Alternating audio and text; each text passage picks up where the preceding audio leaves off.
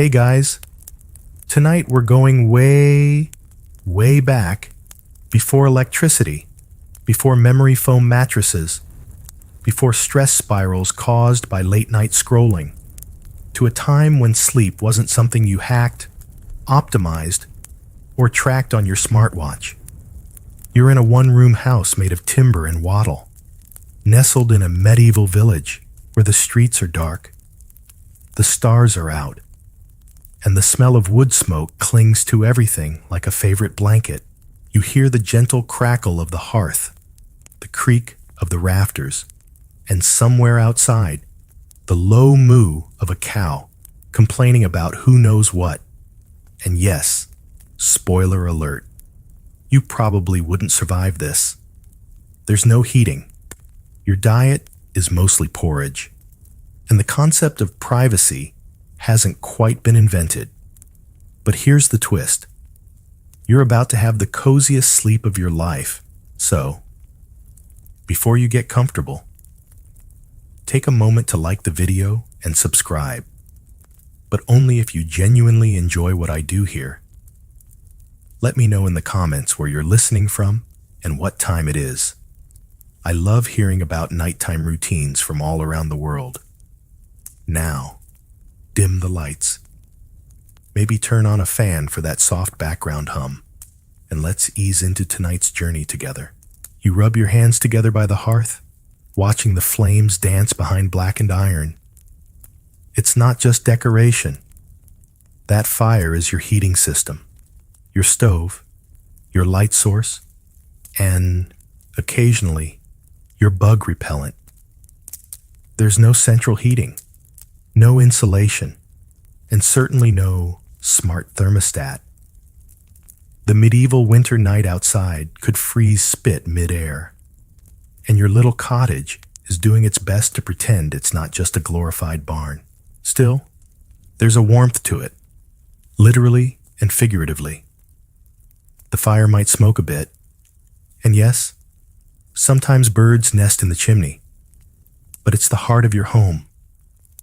At bedtime, you bank the fire, pulling coals into a tight mound so it'll still be smoldering come morning. You wrap a hot brick or a heated stone in cloth and tuck it under your feet. Medieval hot water bottle. Check. Now, what's wild is that heating with fire wasn't just practical. It was architectural. Many medieval homes were built around a central hearth, and some larger peasant longhouses even had a built-in smoke hole in the roof.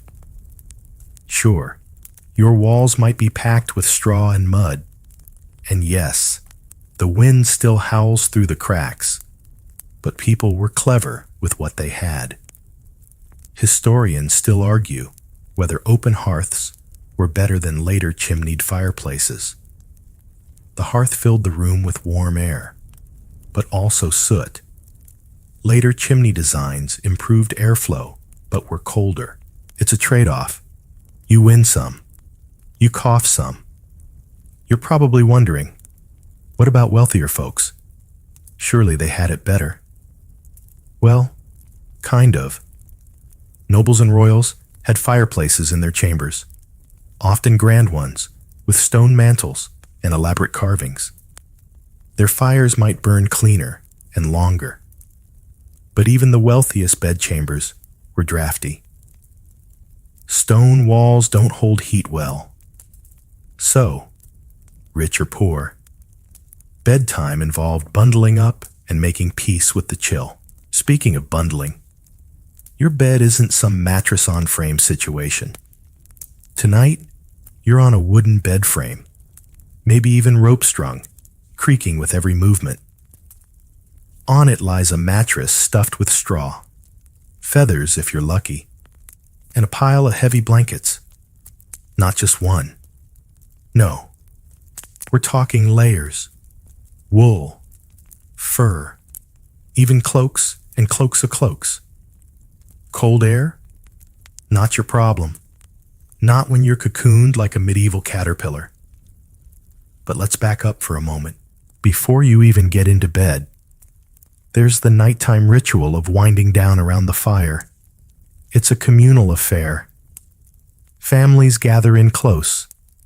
You might be knitting, mending clothes, or just listening to someone recount the day's gossip in vivid detail, like the baker's apprentice tripping into the duck pond again. Good times. And while everyone's winding down, the fire keeps things gentle. The orange glow is soft, flickering. No harsh blue light. No dopamine-frying phone screens, just flames, shadows, and that deeply human sense of winding toward rest. As the embers dim, you feel your eyelids go heavy. Outside, the village is quieting too. Most folks go to bed not long after the sun sets. There's no real reason to stay up. Candles are expensive. Oil is precious. And darkness simply means sleep. But just before you crawl under your wool-stuffed covers, you check the fire one last time. Gotta make sure it's not likely to burn the house down or die too soon. You gently push the coals together, cover them with ash, and whisper a little hope into the dark. Please stay warm till morning. It's a routine passed down over generations, and in its simplicity, there's comfort. You aren't optimizing your circadian rhythm. You aren't panicking about screen time or blue light blockers. You're just winding down with firelight and quiet, the way people did for centuries. And weirdly, it works. It really works. Something about the absence of noise, artificial light, and emails from Brenda in HR makes the sleep ahead feel not just possible, but inevitable. Now, are there downsides? Absolutely. There's always the risk the fire smokes you out, or a rat steals your last crust of bread. But in the cold calculus of medieval life, this cozy firelit moment is one of the day's highlights. And maybe, just maybe, the promise of a warm bed makes the hard bits easier to bear. So, you take one last look at the glowing coals. The warmth still radiates across the floor. Outside, a wind whistles low through the thatch. Inside, your breath clouds in the air, then fades. You're tired, and tomorrow promises more work. Tilling, spinning, hammering. But that's a problem for your morning self. Right now, it's just you, your bed, and the slow lull of a fire saying, rest. You've done enough. You shuffle over to your sleeping spot, the floorboards, or maybe packed earth, creaking beneath your feet. As you reach your humble bed, it creaks back at you, groaning like an old friend who's seen too much. Welcome to the bedtime luxury suite of the medieval world, where the mattress might be a sack stuffed with straw, wool, feathers, or, if you're particularly down on your luck, dried moss and itchy hay. And it's glorious, or at least it gets the job done. If you're living in a modest household, your sleeping place might be little more than a pile of straw tucked in the corner, lined with rags and perhaps a borrowed sheepskin. This is the tick, a cloth bag filled with whatever stuffing you could afford or forage. Over time, the straw gets flat, itchy, and suspiciously crunchy. But hey, it's yours. Now, if you've managed to rise above the peasant life, or you're sleeping in the manor, things get a little fancier. You might find yourself collapsing into a proper wooden bed frame with ropes crisscrossed underneath to support your mattress. Hence the phrase, sleep tight. As in, you better tighten those ropes unless you want to sag like a sleeping banana. The mattress might be filled with goose feathers, And if you're royalty, swan down. That's right. Swan. Because of course swans aren't just for dramatic lakeside posing. Their feathers make beds fluffier. And their ownership screams, I own land and you don't. Above you, a canopy of heavy curtains. Not decorative, practical. These weren't just to show off your taste in medieval tapestries. They held in warmth, in larger, drafty stone homes. A canopy bed was basically a tent within a castle. You close the curtains, and suddenly, you've got a microclimate, one where your breath doesn't instantly freeze. But here's the fun bit. Even in wealthy homes, beds weren't just for one. Sure, the lord and lady got their own, but servants often bunked at the foot of the bed, or just nearby. In some cases, guests would share the same mattress, not in a binge-watch Netflix and gossip kind of way, but more like, well, this is the only soft surface available, so budge over. Historians still argue whether this communal approach to sleeping was born out of necessity or custom. Was it about saving space and heat, or just a lack of concern for personal boundaries as we define them today? Probably both. Either way, medieval people didn't bat an eye at sharing a bed with friends, servants, or even strangers if the tavern was full and the ale had been flowing. And let's not forget the importance of the bed chest. Before wardrobes were a thing, people stored their spare linens and blankets in these large wooden trunks at the foot of the bed. They also doubled as benches, stepping stools, and, on especially cold nights, places where the family dog curled up and snored softly through the dark. One quirky detail many overlook is the bed rake. This was a long-handled tool used to smooth and fluff up the straw or feathers before climbing in. Picture a rake, but for bedtime. You'd use it to even out the lumps or chase off any unwanted insects. Bonus points if you caught the neighborhood ferret making itself at home in your mattress again. Some beds even came with a warming pan, essentially a metal dish filled with hot coals, which you'd run under the covers before getting in. It was all very cozy until someone forgot to remove it and accidentally started the world's most awkward bedroom fire. History. It's worth noting that kids often didn't get their own beds. Most children slept bundled up on the floor near their parents or siblings, curled like dormice under patched-up quilts. And in many households, people didn't sleep in bedrooms as we know them. The bed was just part of the room, one multi-purpose living space for cooking, working, and resting. So, yes, you could technically stir porridge without getting out of bed. By now, you've climbed in, pulled the covers over your nose, and tucked your feet in like a seasoned professional. You can smell the wool, the earthy tang of straw, and maybe a hint of whatever herb bundle your family stashes under the mattress to ward off moths and misfortune.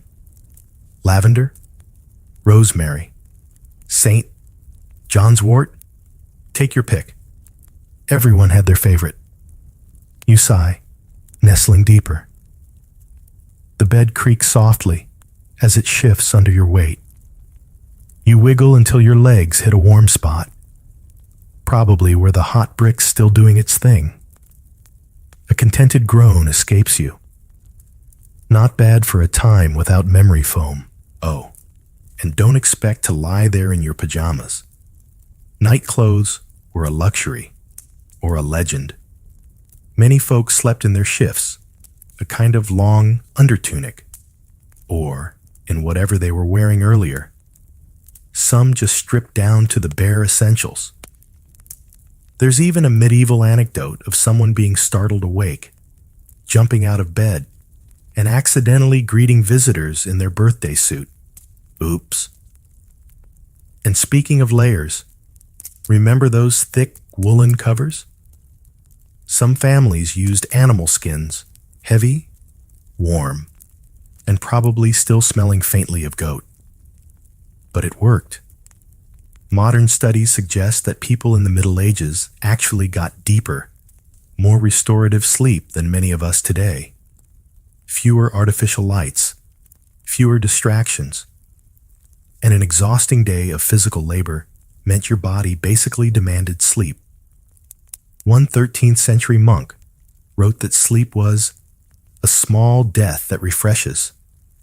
And honestly, that feels about right. The world outside is quieting. The hearth is flickering low. Your eyelids get heavier. And your bed, even with all its lumpy, hay-filled flaws, feels like a haven. You tug the blanket up to your chin, breathe out into the cool air, and listen to the soft rustle of someone else in the room turning over in their own tick-filled bedroll. You're warm. You're wrapped up.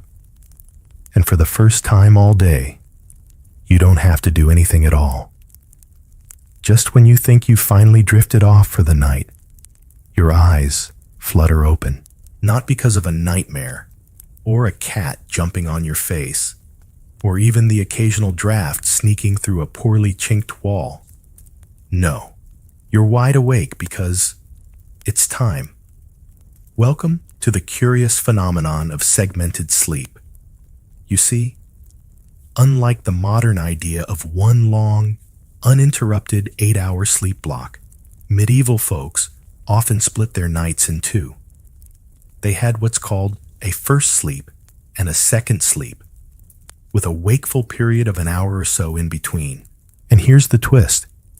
It wasn't a problem. It was the plan. So, let's set the scene. You went to bed shortly after sundown, maybe around 8 p.m., depending on the season. You slept deeply, dreamlessly, wrapped in the warmth of wool and the slight crackle of cooling embers. Then, sometime around midnight, you stir. And the thing is, you feel rested, not done sleeping, but calm, present, not groggy or annoyed, just awake. This midnight interlude, often called the watch, wasn't filled with doom scrolling or insomnia-induced panic. No, this was intentional restfulness. People would use this time to pray, reflect, talk quietly, make love, or even do some light work. Spin a bit of thread, mend a hole, or just lie back and think in the dark. Because when there's no electric light, and the world is properly, blissfully quiet, your mind gets creative. In fact, one 15th century medical text even recommends this period as the best time for conception. Just a fun medieval PSA. And if that's not your vibe, maybe you're contemplating your dreams instead. In an age where dreams were seen as messages, warnings, or whispers from beyond, this mid-sleep moment became a natural space to ponder what your subconscious might be trying to say, or at least whether that talking goose meant anything serious. Historians still argue whether this sleep pattern was universal or regional. Evidence from Europe, the Middle East, and parts of Asia suggests it wasn't just a fluke. It was a thing. From monks to peasants, first and second sleep show up in diaries, letters, and literature. Even court records mention people being awake in the middle of the night, and nobody seemed surprised. So what did you do during the wakeful hour?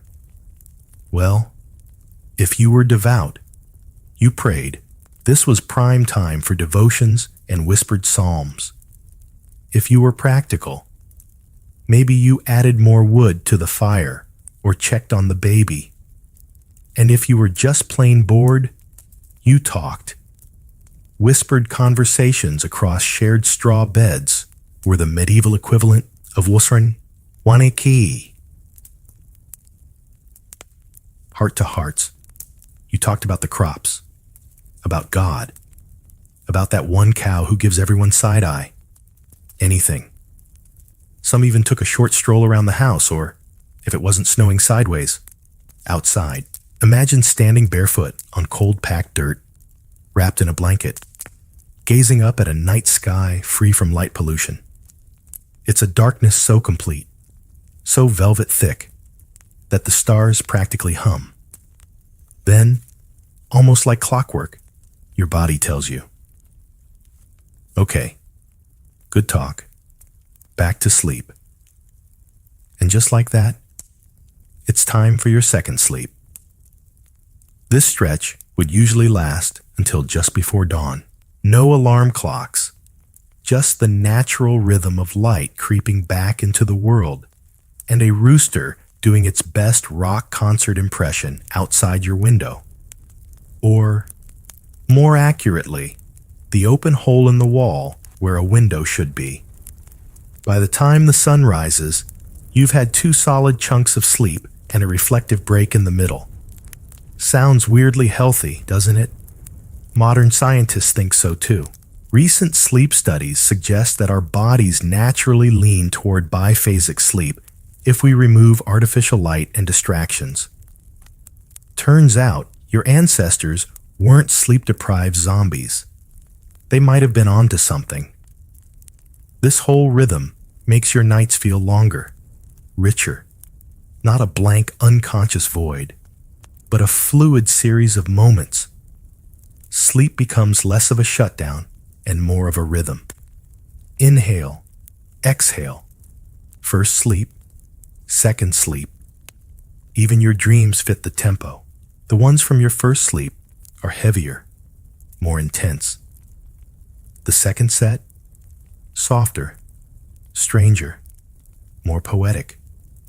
And if you're lucky, tonight's dreams don't involve demonic goats or runaway carts full of turnips.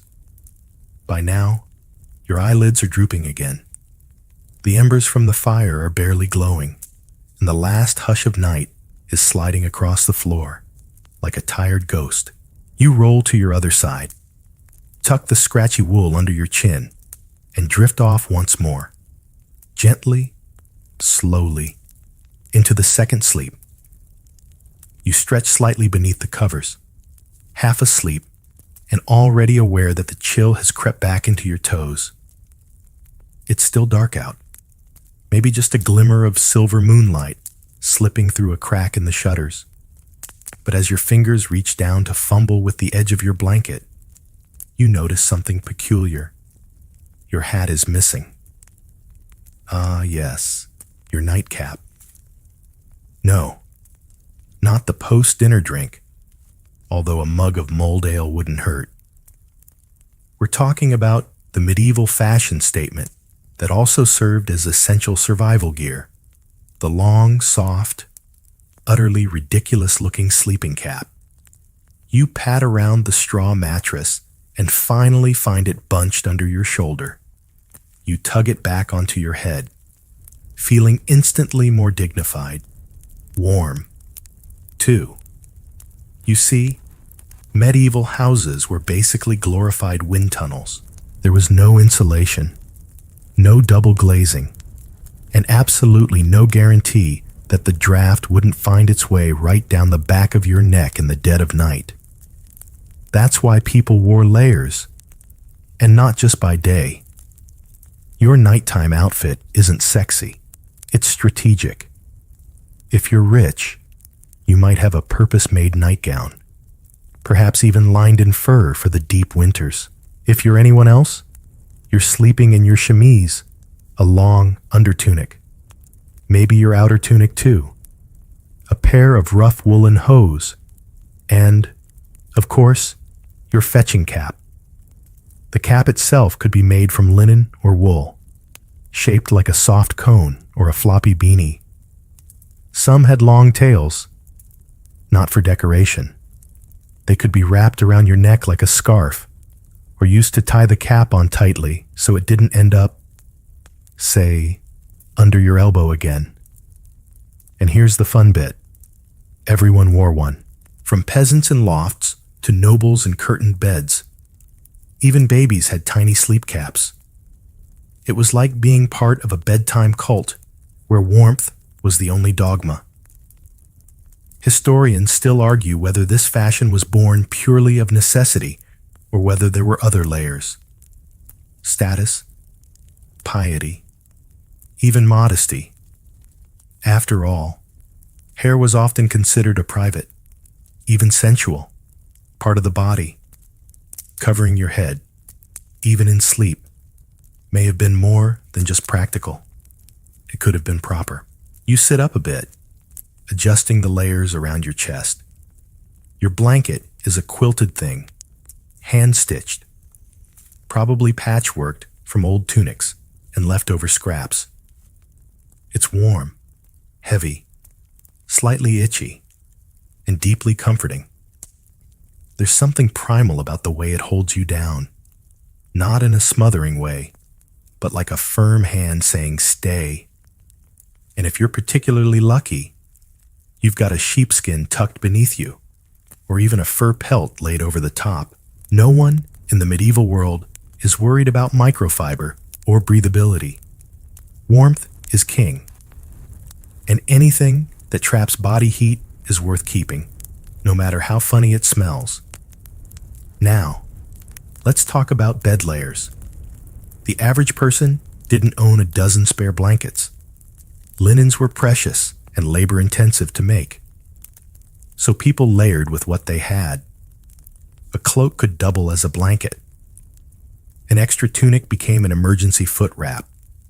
In cold months, even tools might join you under the covers. A cold iron pot could be preheated and slid in to radiate warmth. Just don't roll over onto it. There's a sense of ritual to all of this. Slipping on your woolen socks, wrapping the nightcap ribbon beneath your chin, nestling into your cocoon of layered fabric. The wind howls outside, but in here, you've built yourself a fortress of cloth and human ingenuity. But here's the kicker. This whole setup didn't just serve physical comfort. It signaled a transition in a time without clocks. The act of dressing for bed was how your body and mind knew it was time to switch gears. Take off your belt, let down your hair, and wrap yourself in layers. Sleep was coming. And if you happen to wake up for a bit in the middle of the night, see, segmented sleep. You didn't remove your nightcap and hop on Instagram. You stayed warm, quiet, cozy. You were swaddled in a soft silence that today's world rarely allows. And just in case you think this was all a bit too cozy, don't forget the risks. Nightcaps could slip over your eyes, tangle around your neck, or worse, catch fire if you got too close to a candle or hearth. That's right, bedtime fashion was not without hazards. Nothing like dozing off and waking up to find your hat smoldering like a marshmallow on a stick. Still, people swore by their layers. They layered with intention. They slept with knowledge passed down through generations about when to warm the stones, how to layer fur over linen, and exactly how tightly to tie that nightcap so it wouldn't become a chew toy for a wandering cat. You snuggle deeper under your wool and patchwork cocoon, and the last chill of night leaves your fingertips. Your face is warm, your breath fogs faintly in the dark, and your head is encased in something that looks ridiculous, but feels just right. You sigh, and the silence of the room seems to press in gently around you, not in a scary way, in the way a thick snowfall muffles the world. You feel hidden, wrapped, forgotten by the waking world, and that's exactly how it should be.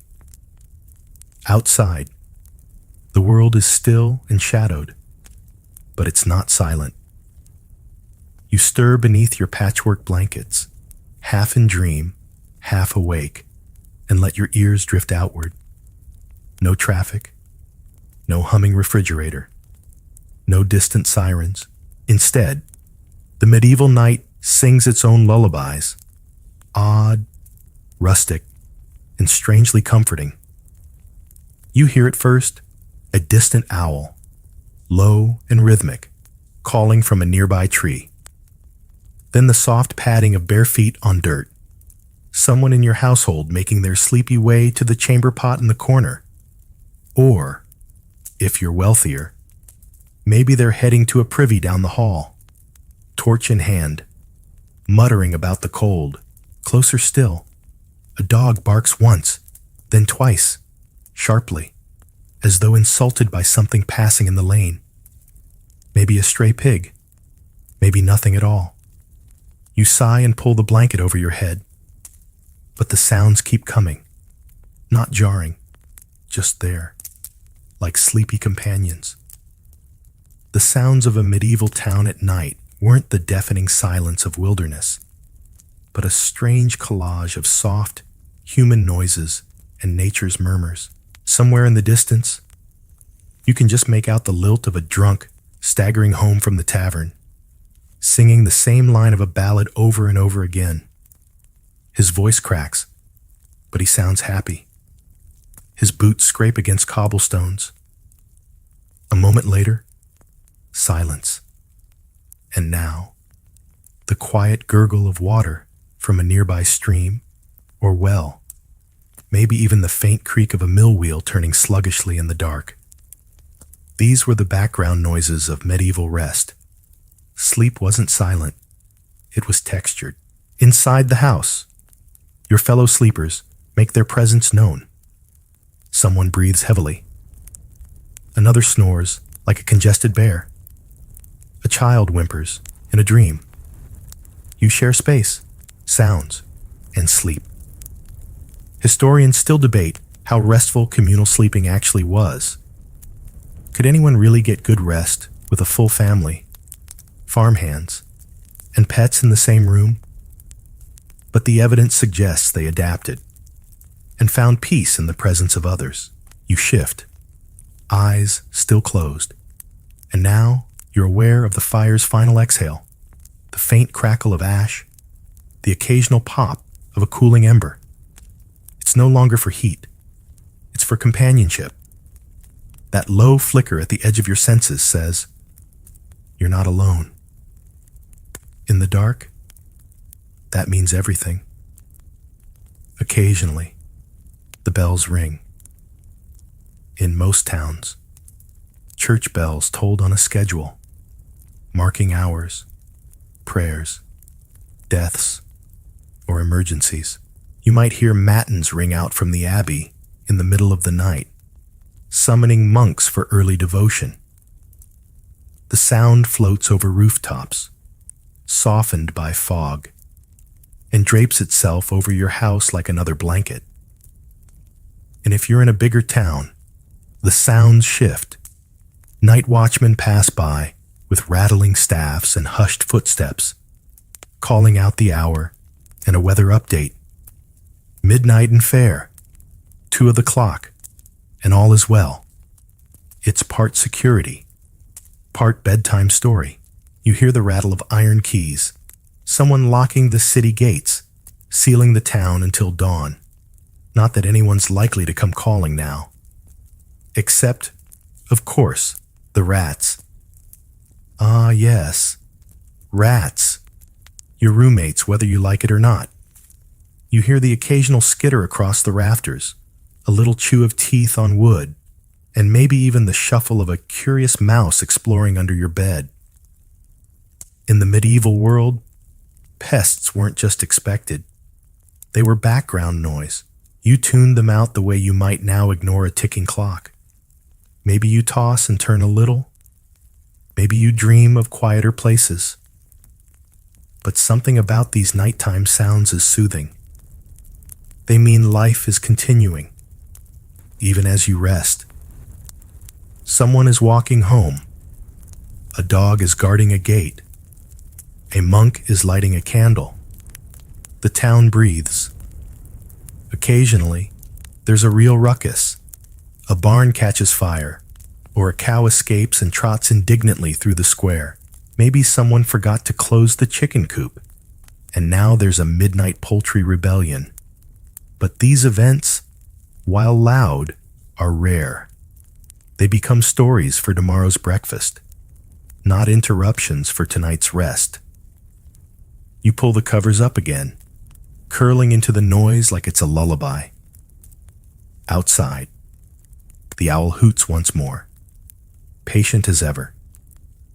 In the stable nearby, a horse shifts its weight, sighs loudly, and returns to sleep. You can almost smell the hay, damp and warm, drifting through the cracks in the wooden walls. A neighbor coughs. A child murmurs. The wind brushes against the roof like a passing ghost. Too polite to knock. You might not have a sound machine, but you don't need one. The medieval night provides, and in this tapestry of sighs, shuffles, snorts, and soft fireside crackles, you find your breath sinking to it all. Your heart slows. Your thoughts unspool. You're not just lying in bed. You're floating in a centuries-old rhythm of rest, immersed in the sleepy song of a world that knows how to settle down. Your eyes flutter open just a little. You're not quite awake, not quite asleep, but something smells delicious. You roll over and catch the faint aroma of spiced milk, sweetened with honey and maybe a whisper of nutmeg or ground almond. No, you're not dreaming. Someone in the household is heating up posset, the medieval version of a sleep aid, and possibly the coziest beverage history has to offer. Let's talk about medieval sleepy time snacks and potions. Because while they didn't have melatonin gummies or streaming playlists of ambient rain sounds, medieval folks took their pre-sleep routines seriously. And surprisingly, they were pretty good at it. Take posset, for example. It's a warm drink made from milk, curdled with ale or wine, thickened, and often mixed with spices or sugar if you could afford it. It was thought to settle the stomach and calm the nerves, sort of like a 14th century version of chamomile tea, but chunkier. You sip it slowly, the heat radiating down your throat, pooling in your belly. It's like swallowing bedtime. And if posset wasn't your style, there were other options. Aliberry, a concoction of ale heated with sugar and spiced toast, was another popular choice. Medieval nutritionists, yes, they existed, and yes, they were mostly guessing, believed that food with warm, moist qualities encouraged sleep. So cold meat or fish? Bad idea. Warm milk, mulled wine, or porridge? Sleepy gold. Herbs played a role, too. A sprinkle of poppy seeds might find its way into your nightcap or cake. Just a touch. Mind you, enough to soothe, not to send you spiraling into the dream world of saints and dragons. Other go-to remedies included valerian root, hops, and lavender, often bundled into little sachets or brewed into tonics. The idea of putting lavender under your pillow isn't new. It's very, very old. Historians still debate the actual effectiveness of these mixtures. Were they truly sedatives, or just comforting rituals that tricked the mind into unwinding? Probably both. After all, a mug of anything warm will start the slow descent into drowsiness, especially when the rest of your life involves plowing fields or turning wool with your bare hands. And for those dealing with chronic insomnia, yes, even then, there were more intense options. Some medical texts from the Middle Ages recommend tinctures made from mandrake root or henbane, both highly potent and slightly terrifying herbs that could sedate a small horse. Use too much, and you might not wake up at all. Use just a touch, and you might just drift off while having a very weird dream about a knight with 3 heads. In wealthier homes, servants might be sent to prepare these concoctions on request. In humbler cottages, it was more DIY. You knew your grandmother's recipe for sleep bread, or the precise way to warm the milk without scorching the pan. And sometimes, it wasn't about food at all. It was about the act of preparing something. Ritual as medicine. The slow stir of a spoon, the careful folding of herbs, the scent of clove rising like steam. It all said, the day is done. Of course, not everyone could afford these luxuries. The poor did what they could. A crust of bread dipped in broth, a stolen apple, or just water, if that's all the cupboard offered. But even then, the body knew how to wind down after a hard day's work. And sometimes, the best sedative was sheer, bone-deep exhaustion. Still, some folks added an extra layer of protection before bed, not just for the body, but for the spirit. It wasn't unusual to whisper a bedtime prayer, especially in regions where Christianity reigned. Matthew, Mark, Luke, and John, bless the bed that I lie on. The words varied, but the intent was clear. Ward off bad dreams, restless spirits, or nighttime visitations by creatures best left unmentioned. Some people traced crosses on their pillows with holy water. Others placed iron nails or sprigs of protective herbs around their beds to fend off demons or elves. Yes, elves. Medieval folk didn't separate folklore from medicine. If you slept poorly, maybe you weren't cursed with anxiety. Maybe an elf sat on your chest. Obvious, really. There's even a curious tradition in some parts of Europe of placing a knife under the mattress, point facing outward, to ward off witches, because nothing says good night like a concealed blade under your bed.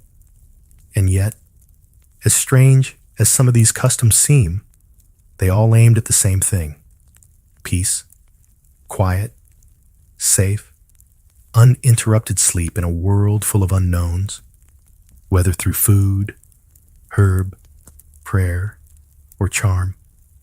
Bedtime became a protected space, one you crafted every evening like a fragile little spell. You take another imaginary sip of warm, spiced milk.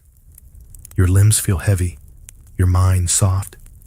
The candle flickers low, almost out. Someone nearby lets out a slow sigh, then shifts deeper into their bedroll. The room smells faintly of nutmeg, wool, and wax. All the sharp edges of the day are gone, smoothed by ritual and repetition. And tonight, just like every other night, the darkness wraps you gently. You feel safe. You feel full. You feel sleepy. You wake again, not fully, not sharply, but in that soft-edged way where your eyes stay closed and your body takes a long, deep breath. There's a sound outside, maybe a distant bell, maybe a rooster being overly ambitious. Either way, the day hasn't begun. Not yet, and you're not in a rush, because your sleep, like everything in your world, is shaped by your daily rhythm. And that rhythm is nothing like the modern 9-to-5 grind. In the medieval world, your sleep schedule depended on who you were and what you did. A nun? You're probably up for midnight prayers. A blacksmith? You might start your day before dawn to catch early customers. A peasant? You rise with the sun. If the chickens don't wake you first, and crash not long after it sets. Let's step into the routine of the monastic life for a moment. You lie in a small, cell-like room, on a straw mattress, thinner than humility itself. Your eyes snap open to the ring of the bell for matins, the first prayer of the day, usually around 2 or 3 a.m. The room is cold, the stone floor colder, but you pull on your robe and head to the chapel anyway. Matins is dark, slow, meditative. You chant psalms in the candlelight, half asleep and half divine. Then, just as quietly, you return to bed for a second sleep before rising again at dawn. Monks and nuns built their sleep around devotion, not comfort. It wasn't about 8 hours. It was about obedience. Now hop into the straw sandals of a peasant farmer. You don't have a bell schedule, but you've got something better. Sunlight. You rise with the first glow on the thatch, maybe around 5 a.m. in summer, a bit later in winter. There's no alarm, no snooze button, just a body attuned to natural light and exhaustion. You eat a bit of bread, maybe some leftover stew, and then you're off, tending animals, work in the fields, fixing whatever broke yesterday. Your body carries the memory of labor, and when the sun drops, so do you. Your day's final hours are soft. Dinner, firelight, a few muttered jokes or prayers, and then straight to sleep. Historians still argue whether medieval people slept more or less than we do today. Records suggest they may have gotten as much as 9 or 10 hours, especially in winter when nights were long. But they didn't always come in one stretch. Between segmented sleep, early waking for work or prayer, and dozing during the day, sleep was modular. And speaking of day naps, yes, they happened, especially during harvest or summer, when the heat made mid-afternoon labor unbearable. A nap in the hayloft, doctor's orders, even sermons warned against sloth. But everyone knew that a nap under the eaves could save your energy, and maybe your back. If you were an artisan in a city, like a shoemaker or scribe, your day was ruled by light. You couldn't work by candle forever. It was too expensive and hard on the eyes. So your workday followed the sun, and your sleep followed exhaustion. And what about the wealthy elite? Lords, ladies, even royalty? Well, they had more flexible schedules, but not necessarily better sleep. They often stayed up later, entertaining guests, planning estates, writing long letters no one wanted to read. They might sleep in, but not luxuriously. Court life was loud, full of people, and hard to escape. Plus, their beds were shared with advisors, servants, or even visiting dignitaries, depending on the day. There's something ironic about it. The more important you were, the less peacefully you slept. Peasants, with their straw beds and aching limbs, often slept harder and longer than nobles fretting about diplomacy. And there's a kind of beauty in that rhythm. You weren't chasing productivity hacks or optimizing REM cycles. You were living by sun and season. Your body knew when to sleep and when to rise, without needing to be told. There were even dozing hours in the church calendar, times when priests knew congregants might nod off. Afternoon sermons, especially in summer, were notorious for testing the limits of eyelid endurance. Preachers sometimes snapped their fingers, banged lecterns, or shouted verses just to keep sleepy farmers upright in the pews. And still, it was accepted. Not a moral failing, just a fact of life. Sometimes, when night came early and the cold settled into every stone, you might retire right after supper. Maybe 6 p.m., maybe earlier. A full stomach, a tired body, and nothing else to do. It's the perfect recipe, and no one would question it. You didn't need blackout curtains. You didn't need melatonin or meditation apps. You had routine, and that routine was built into the fabric of the day. It told your mind, your muscles, and your spirit, rest now. You've earned it. You shift in your straw bed, feeling its soft unevenness press against you like a whisper from the past. Somewhere outside, you hear the first cock crow. Not urgent, not yet, but it's there. A signal that the second sleep is winding down. You don't need to leap up. You don't need to rush.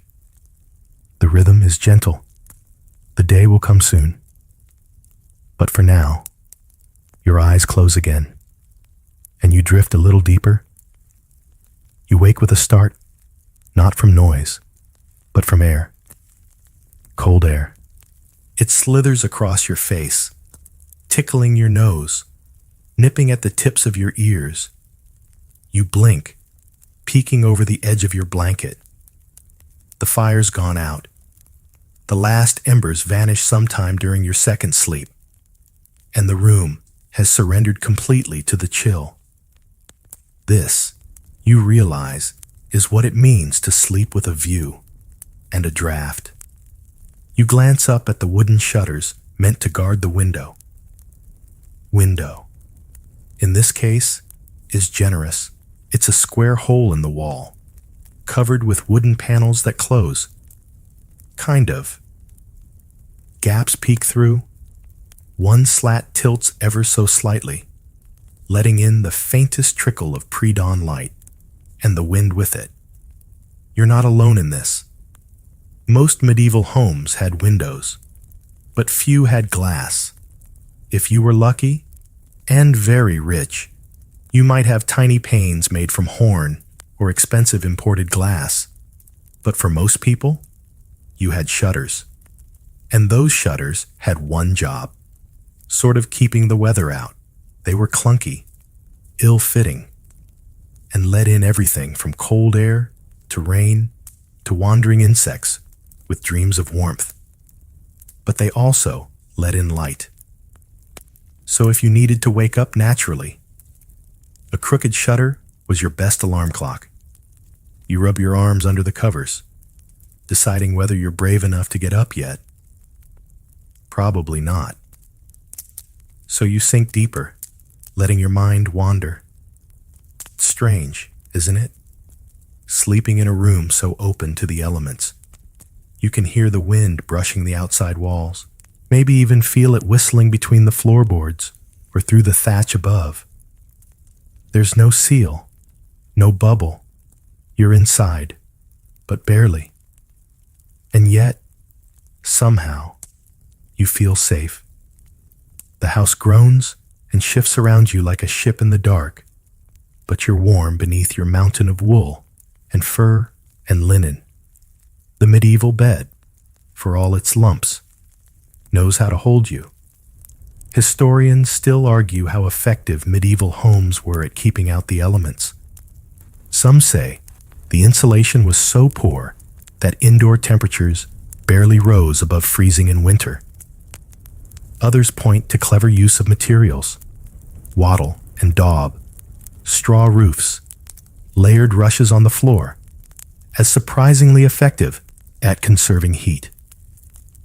The truth is probably somewhere in between.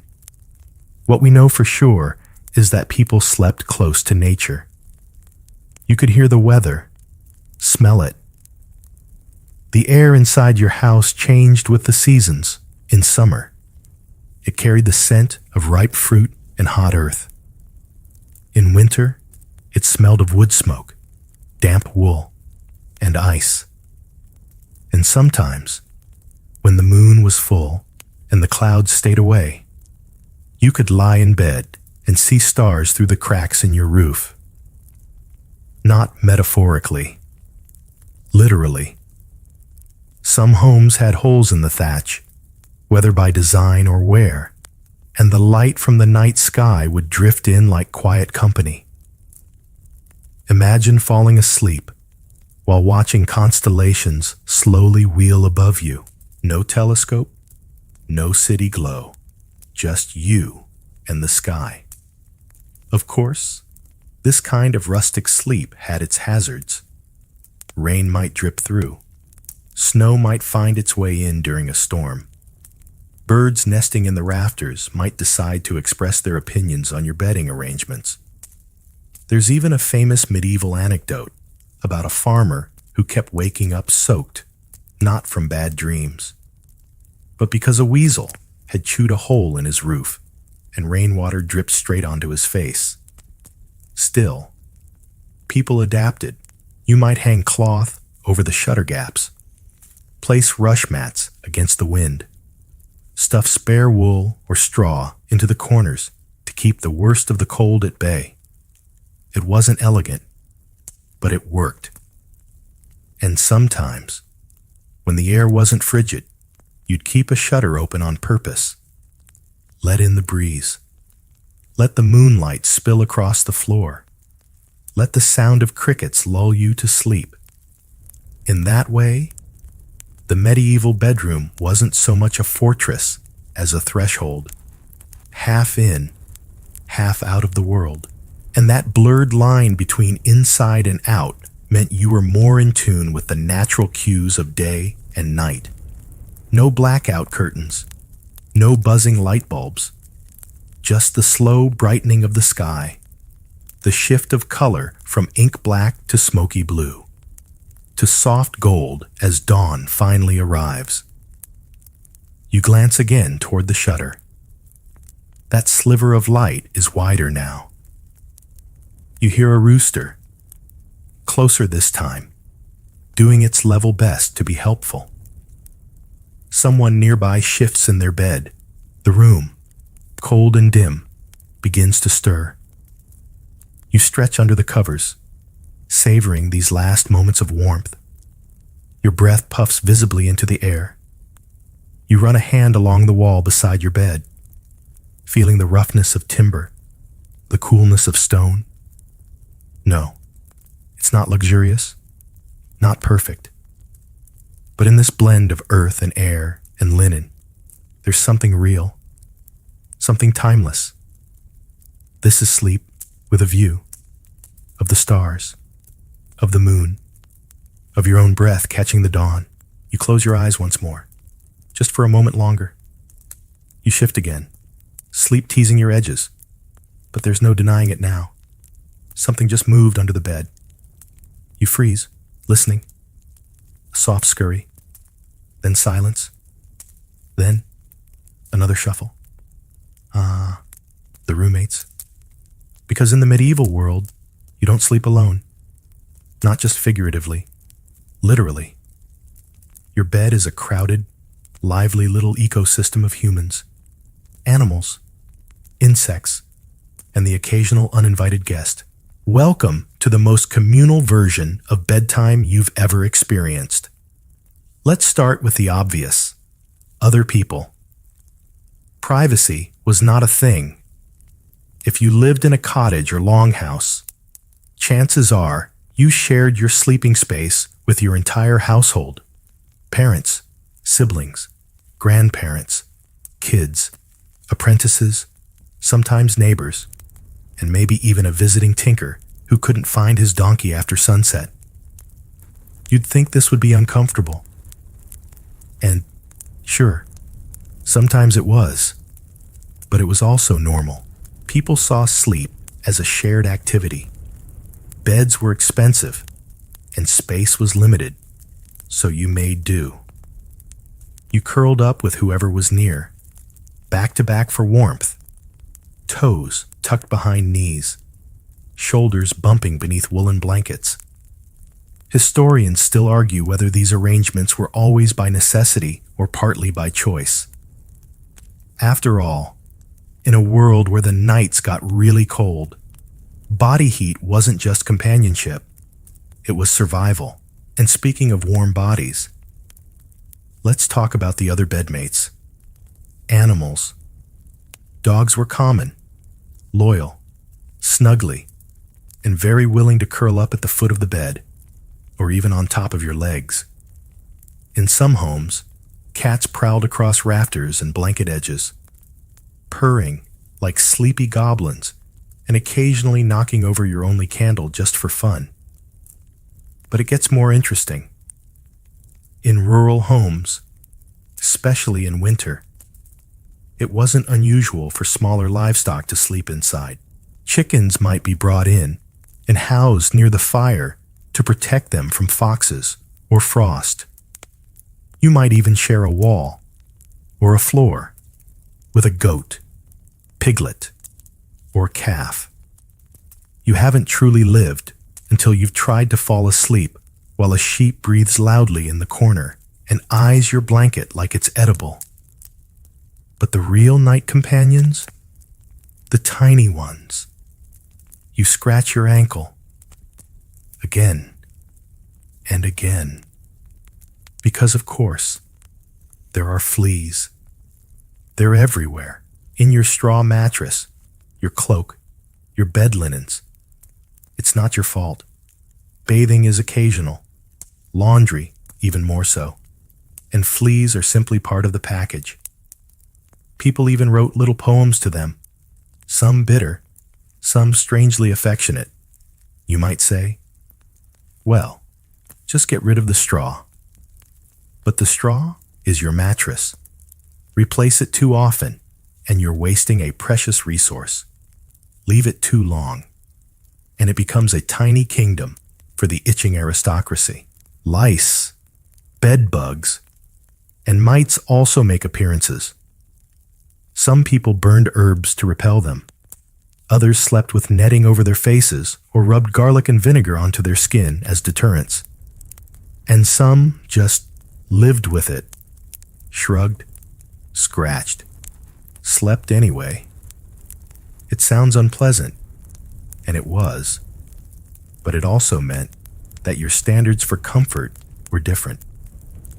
Fleas didn't keep you up unless they were staging a full-on parade, and since everyone else had them too, there was no shame, just mutual understanding and occasional scratching contests. One particularly quirky medieval remedy for fleas involved sleeping with a bundle of mint and marjoram under your pillow. Not because it worked, just because it made the biting smell nicer. And then there were the unseen companions, spirits, demons, fairies. If you believed the superstitions, and many did, your bed might be visited by more than just household creatures. Nightmares weren't just dreams. They were real. Beings that sat on your chest, whispered in your ears, or tangled your hair. To protect against these, people slept with iron under their pillows, or said prayers, or placed charms made of herbs and ash around the room. A tiny broom beside the bed was believed to confuse malevolent spirits. They'd be forced to count the bristles before attacking and would get bored halfway through. Sleepy math as self-defense. You stir, half dreaming, and feel someone's foot brush yours. Maybe a sibling, maybe a spouse, maybe the cat. You can't tell. It's warm. It stays. This closeness, this unavoidable physical reality of medieval sleep can feel claustrophobic, but it also feels safe. The darkness might hold unknowns, but here, under this roof, you're not alone. You're surrounded. You hear soft breathing. A child murmurs in a dream. Someone snores gently, rhythmically. The chicken? Silent now, perhaps even asleep. its beady little eyes closed in feathery calm. The room is alive in the way a forest is alive at night. Not noisy, not quiet, just breathing. Insects click. Wooden beams shift with temperature. A mouse scampers somewhere behind the cupboard. And you, curled up in a pile of human and animal warmth, beneath a canopy of sleep. Let go of the modern idea of solitude. There's no room for it here. What there is, abundantly, is presence. You scratch once more, sigh, and smile. Then, blanket pulled tight, you close your eyes. Let the mice tiptoe. Let the fleas dance. This is your nest, and the night is long. It starts as a flicker, faint, strange, and not quite real. You're dreaming. You know you're dreaming because you're somewhere else. The room is the same, but the people are different. Or maybe they aren't people at all. Maybe they're glowing. Welcome to the mysterious, swirling, often absurd realm of medieval dreams and night visions, where sleep wasn't a passive experience, but an event, a journey, sometimes even a divine appointment. In the medieval mindset, dreams weren't random. They were messages, symbols, sometimes a test. A vision in sleep could be a warning from God, a nudge from a saint, or a whisper from the devil himself. You, lying on your straw mattress, wrapped in wool and riddles, might wake up and wonder, was that just a dream, or was it something else? Take a common dream. You're flying, maybe over the sea. In the 21st century, you'd call that a subconscious metaphor. In the 14th century, it might mean your soul left your body during sleep. Not scary, just routine. Souls were believed to wander, and if yours didn't, well, maybe you weren't praying hard enough. You shift under the covers. The last wisps of your dream still clinging to your brain like morning fog. Maybe you saw a dog speak in Latin. Maybe a fish offered you a crown. It could mean something important, or just that you shouldn't have eaten that questionable goat cheese before bed. There were dream interpreters, of course, not TikTok tarot girls, but full-blown theologians and scholars. Books like the Somnial Daniellus were wildly popular, essentially medieval dream dictionaries. Dream about bread? Good luck. Dream about falling?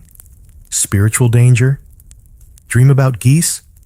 Honestly, unclear, but probably worth a confession just in case. Historians still debate how seriously people took these dream books. Some say they were just entertainment.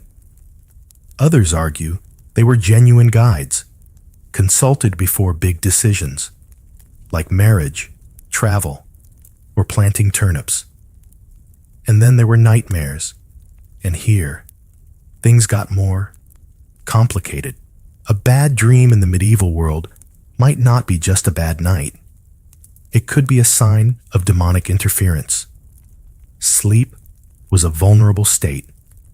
Your body was still, your senses dulled, your soul potentially drifting. That made you open to spiritual attack.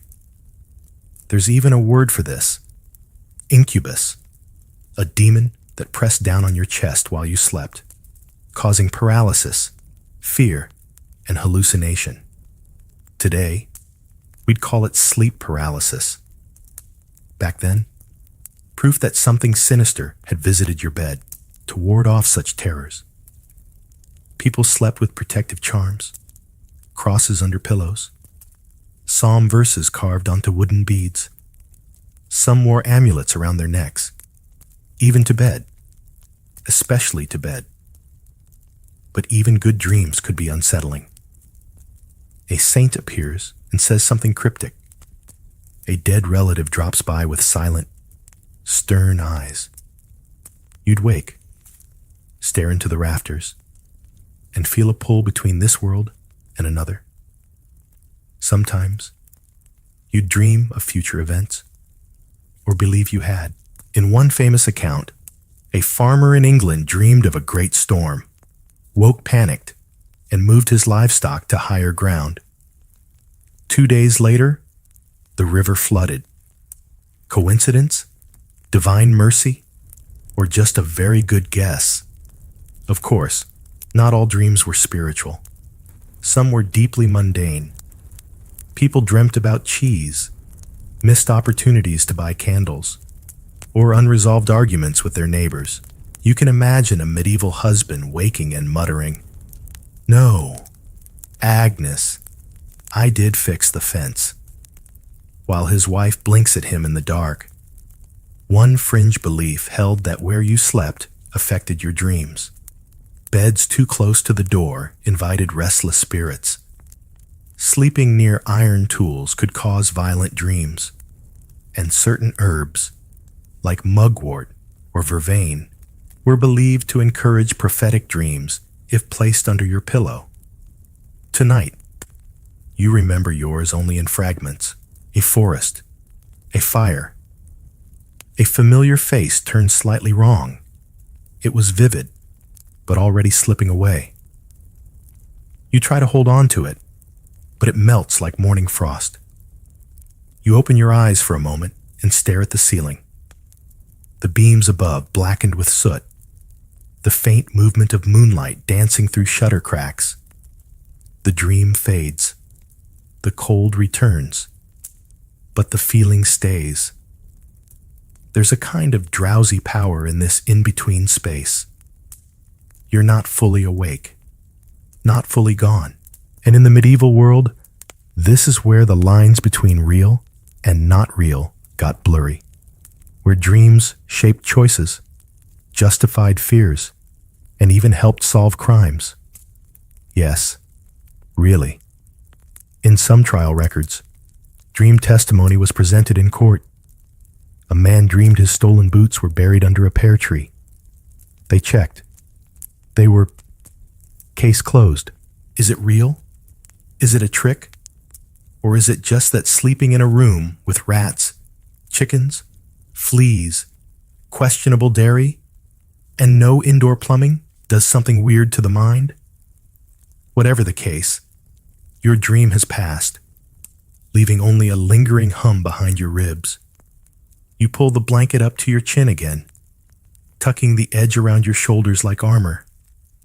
Outside, the wind murmurs. Inside, the silence settles. And maybe, just maybe, that strange dream will return, curled in the corner of your second sleep, waiting. Someone stirs beside you. It's dark, warm, and still. But you feel the subtle shift of weight on the bed, fabric rustling, a soft sigh, the unmistakable whisper of someone turning toward you. No, this isn't the start of a scandalous romance novel. This is medieval pillow talk, and it's far more curious, practical, and occasionally political than you might expect. You see, in a world without living rooms, dens, phones, or private offices, the bed was the most intimate, secretive, and strategic place to speak your mind. Not just for lovers, though yes, them too, but for spouses, siblings, servants, and even temporary bedfellows with whom you might share a mattress out of necessity. Picture this: 2 people lying shoulder to shoulder under a heavy wool blanket, eyes fixed on the rafters, whispering about taxes, or crop yields, or how suspiciously that merchant in town has been acting. Maybe someone snuck out after dark last night. Maybe the Baron is sending new soldiers. Maybe your youngest child has been speaking to the neighbor's goose again and calling it Your Grace. In the quiet privacy of bed, things were said that wouldn't dare cross anyone's lips in daylight. Gossip, confessions, jokes not fit for the table. It's all fair game once the shutters are closed and the fire has dimmed. Historians still debate whether bed sharing strengthened these conversational bonds or made them awkward. On the one hand, proximity encourages closeness, quite literally. On the other, there's nowhere to go if your co-sleeper brings up an uncomfortable topic. You can't just roll off a straw tick and storm into your private meditation chamber. You're stuck with the itchy blanket and the blunt truth. Even royalty wasn't immune. In fact, royal beds were often more public than private. Courtiers, attendants, and advisors might be present during dressing and undressing. But when the curtains were drawn, that's when the real conversations happened. There's an entire tradition of kings and queens consulting their closest confidants in bed. Not in some scandalous affair, but because the bedchamber was the only place they could speak without interruption. Behind those velvet drapes, treaties were debated, strategies whispered, and suspicions aired. One French queen was known for calling council meetings from her bed. Wrapped in furs, sipping broth, she'd discuss political marriages and territorial disputes, while half the court stood awkwardly at the foot of her mattress. And for the common folk, the same rules applied on a smaller scale. You might talk with your spouse about what to plant next season, or how the priest's sermon got oddly specific about coveting neighbors' oxen, or whether you can trust the new miller, the one with the strangely smooth hands for someone who supposedly lifts sacks of grain all day.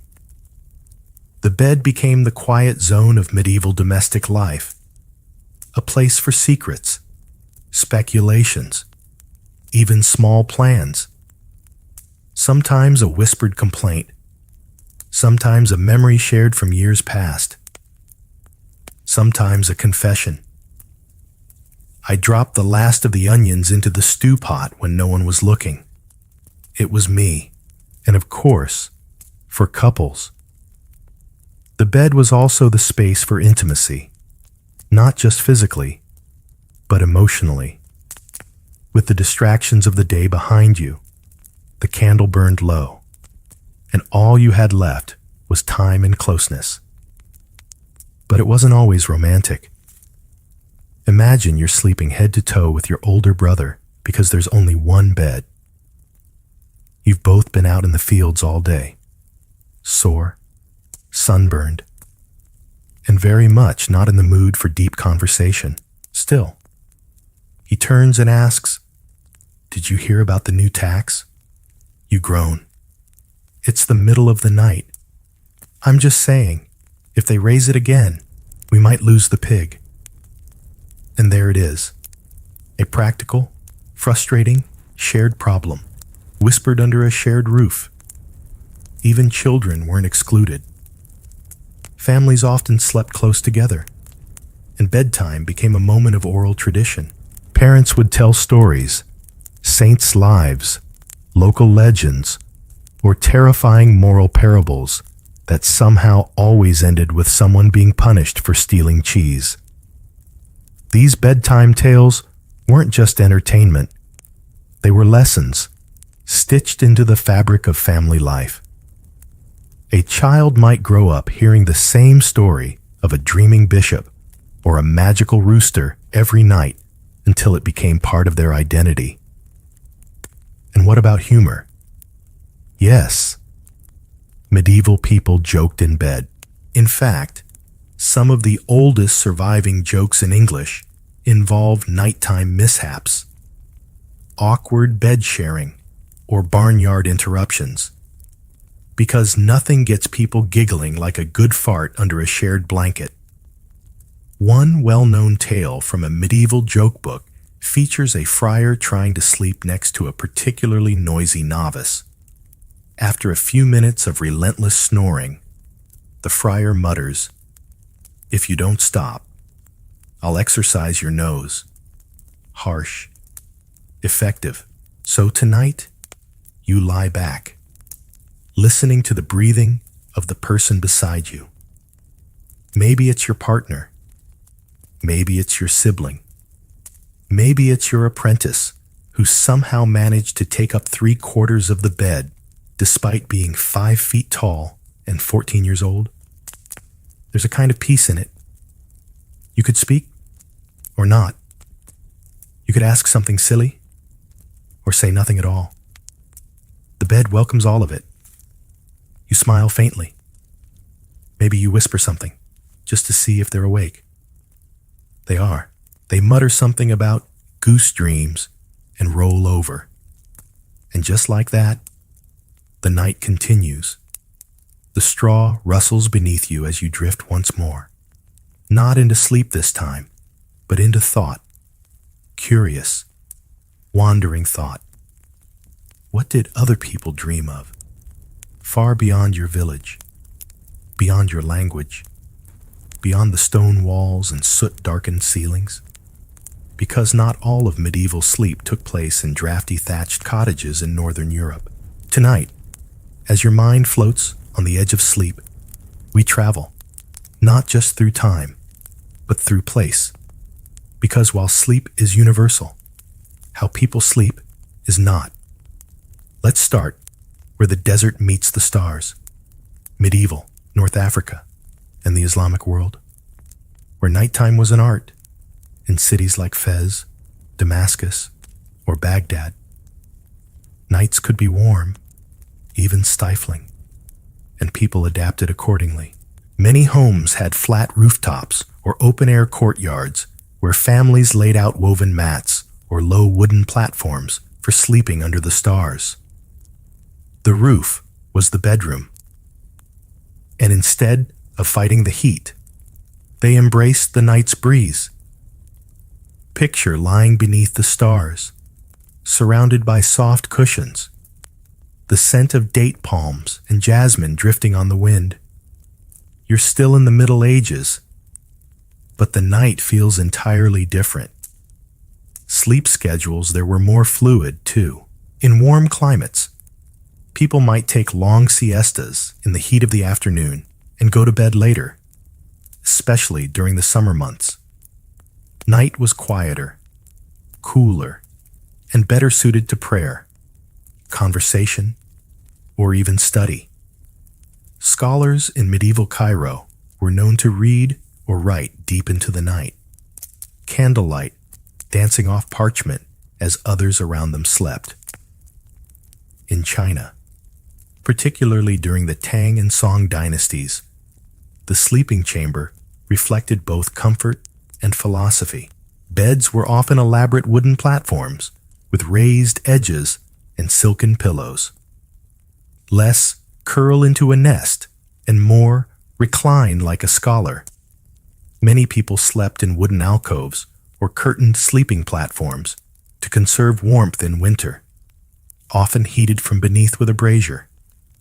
And while the room itself might be unadorned, the bed was central, both literally and symbolically.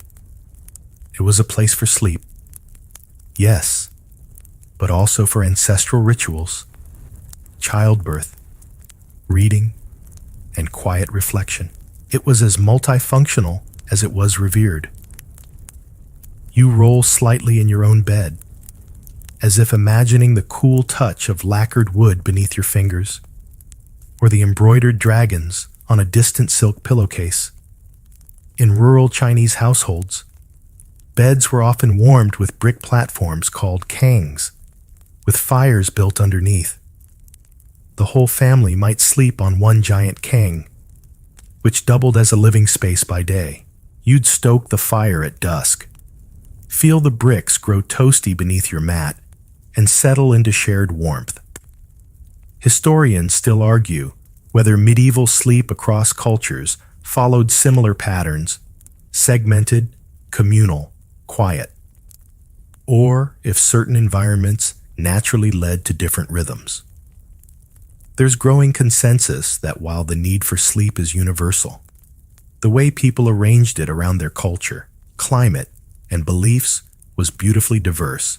In West Africa, oral tradition took center stage before sleep. In some communities, children gathered around griots, oral historians, who told stories that stretched back generations. These weren't just tales of ancestors and spirits, but rhythmic, interactive performances. The story itself was a lullaby, drawing listeners deeper into shared memory and, eventually, dreams. Imagine lying beneath a canopy of stars, hearing the story of a clever spider who outwitted a lion, or a trickster who turned night into day with a drumbeat.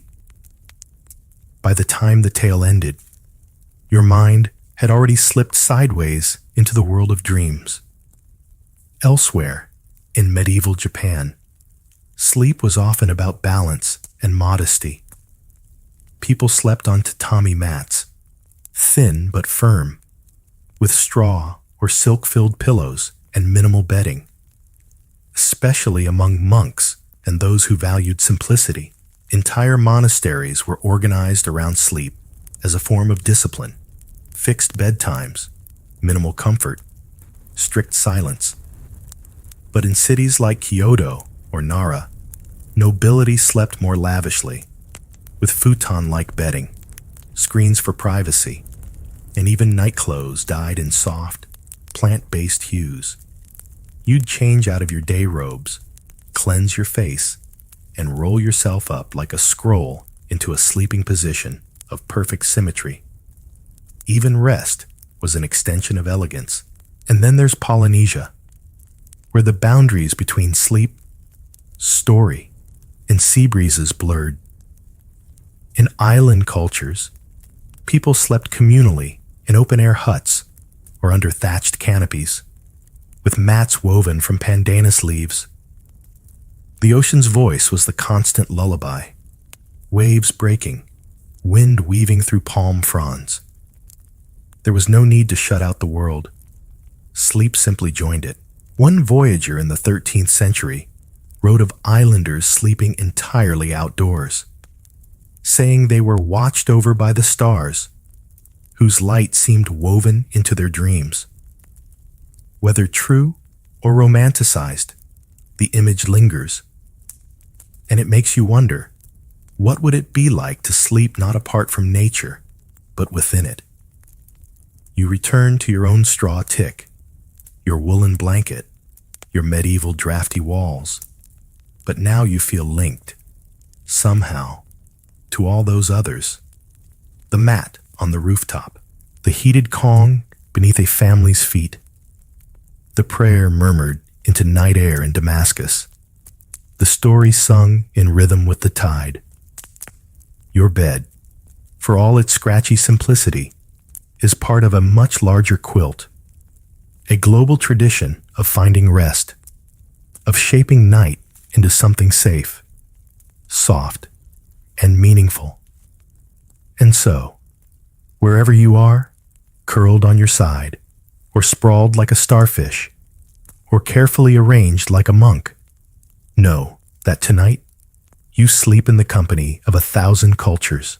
You've barely opened your eyes when you hear it, the dreaded morning bell. A low, resonant clang rolling across the rooftops like a slow tidal wave of obligation. It's not quite dawn yet. There's only a thread of pale light in the sky. But the bell doesn't care. The bell has a moral agenda, and it wants you up. Because here in the medieval world, sleep isn't just physical, it's spiritual.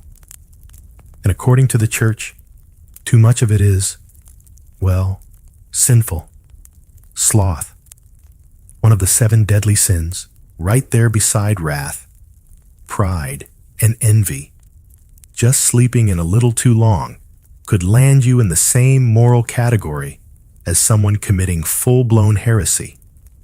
And unlike wrath, sloth didn't require much effort, just warmth, comfort, and the refusal to get out of bed when the rooster shouted your name. You pull the blanket a little higher. Maybe they won't notice if you pretend to be asleep. But the pressure's real. In sermons and scriptures, sleep is often compared to death, a waste of time, a temptation of the flesh. The early riser is praised, the dozer shamed. And it's not just spiritual talk. Priests meant business. Many churches rang bells for morning prayers, beginning at lauds, which usually hit around 5 or 6 a.m., sometimes earlier. In monastic communities, you might be expected to wake long before the sun to sing praise while your body begs for 5 more minutes. And if you didn't show up, someone noticed. Someone always noticed. Historians still debate how strictly these wake-up routines were enforced. Did everyone really get up for every lauds bell? Or did a few clever monks perfect the art of sleeping with intent? Eyes closed, lips moving, brain absolutely still? We'll never know for sure, but we can dream, or pretend to. In towns and cities, even if you weren't part of the clergy, you felt the pressure. Guilds opened early. Markets started with sunrise. Bakers had to light their ovens while the stars were still out. And don't even get started on millers. They were practically nocturnal. There are records of people being publicly shamed for sleeping late. Literal punishments. One town in Germany allegedly had a sluggard's bell, rung by the town crier if someone was found still abed after sunrise. Was it true?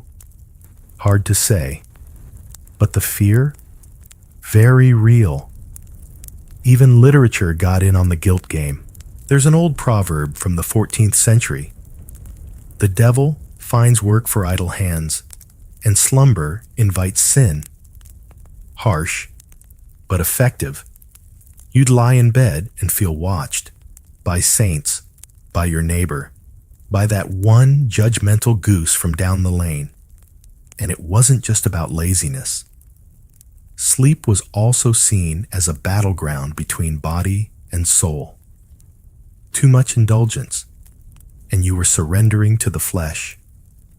Too little, and you risked madness.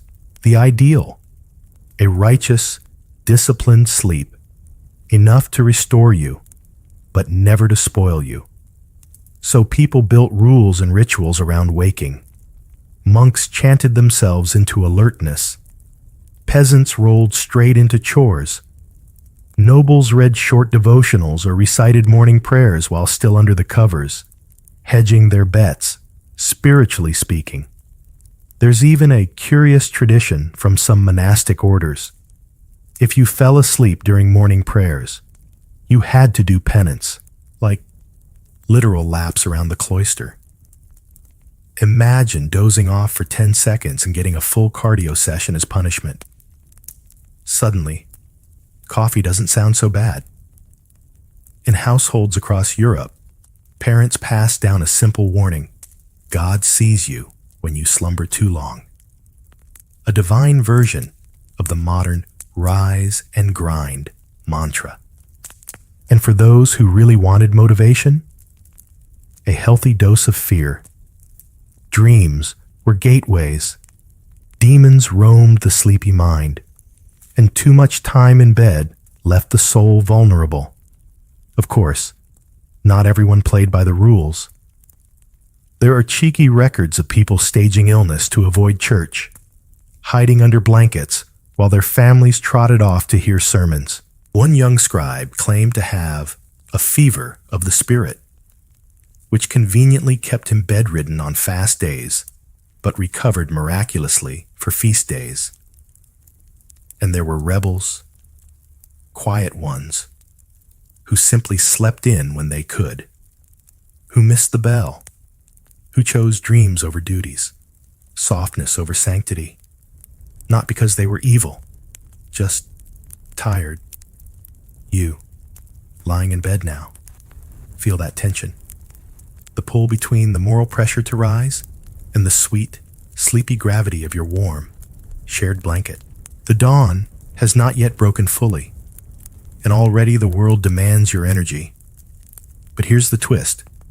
Despite all the sermons, all the scolding, all the anxious bells, people still found moments to rest. Naps in the hay, slow mornings after feast days, lingerings in bed when the cold was just too sharp and the blanket too perfect. Even the church, for all its rigidity, eventually softened. Some theologians began to speak of holy sleep, rest that was necessary, even sacred, after all. Christ himself slept in a boat during a storm. Surely you could sleep through the Lauds bell once in a while. You smile into your straw pillow. Maybe you'll rise soon. Or maybe you'll lie here a little longer, letting the bell ring itself out, waiting until the guilt softens into a gentle nudge. Because sleep may be a battleground, but you've already won one small victory. A few more minutes of warmth, of silence, of peace. And in the medieval world, that's a blessing all its own. You don't remember exactly what woke you. Maybe it was a clang. Maybe it was a hoofbeat. Or maybe it was that farmer, 2 doors down, the one who snores like a trebuchet being winched back. Whatever it was, you're up. Again. And this time, you're not alone. Because here's the truth about medieval sleep. It was rarely uninterrupted, even on the coziest, most well-fed nights. Your journey to dawn could be dotted with bells, beasts, bodily functions, and bedfellows who had no sense of personal space. And each interruption, a little medieval mini-adventure. Let's start with the bells. Yes, we've talked about church bells waking you for prayer, but those weren't the only ones.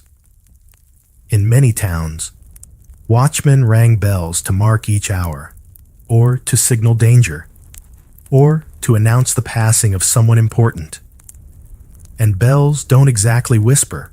Some households had private bells, too. Clappers hung by the bed to call servants, or small handbells to signal visitors after hours. These might jingle unexpectedly in large homes, startling everyone into a half-conscious game of, was that the wind? Or do we need to arm ourselves with candlesticks? You lie back down and try to sleep again. But now, the animals start.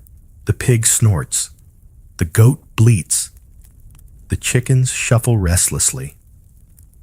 Somewhere, a cow lowing in its sleep hits a note so soulful it would make a bard weep. If you're in a city, you might even hear the clatter of carts rolling down cobbled streets as traders prepare for morning market well before sunrise. And then there's people, someone near you coughs. Someone else whispers in their sleep. Maybe it's a prayer. Maybe it's nonsense about dancing squirrels. You'll never know. Communal sleeping means you share dreams and interruptions.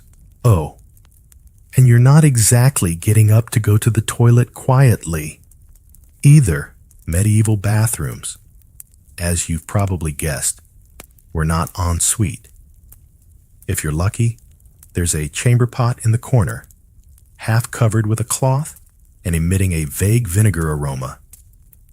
You get up quietly, shuffle toward it, do your business with the delicacy of a trained ninja, and return to bed hoping you didn't step on the cat.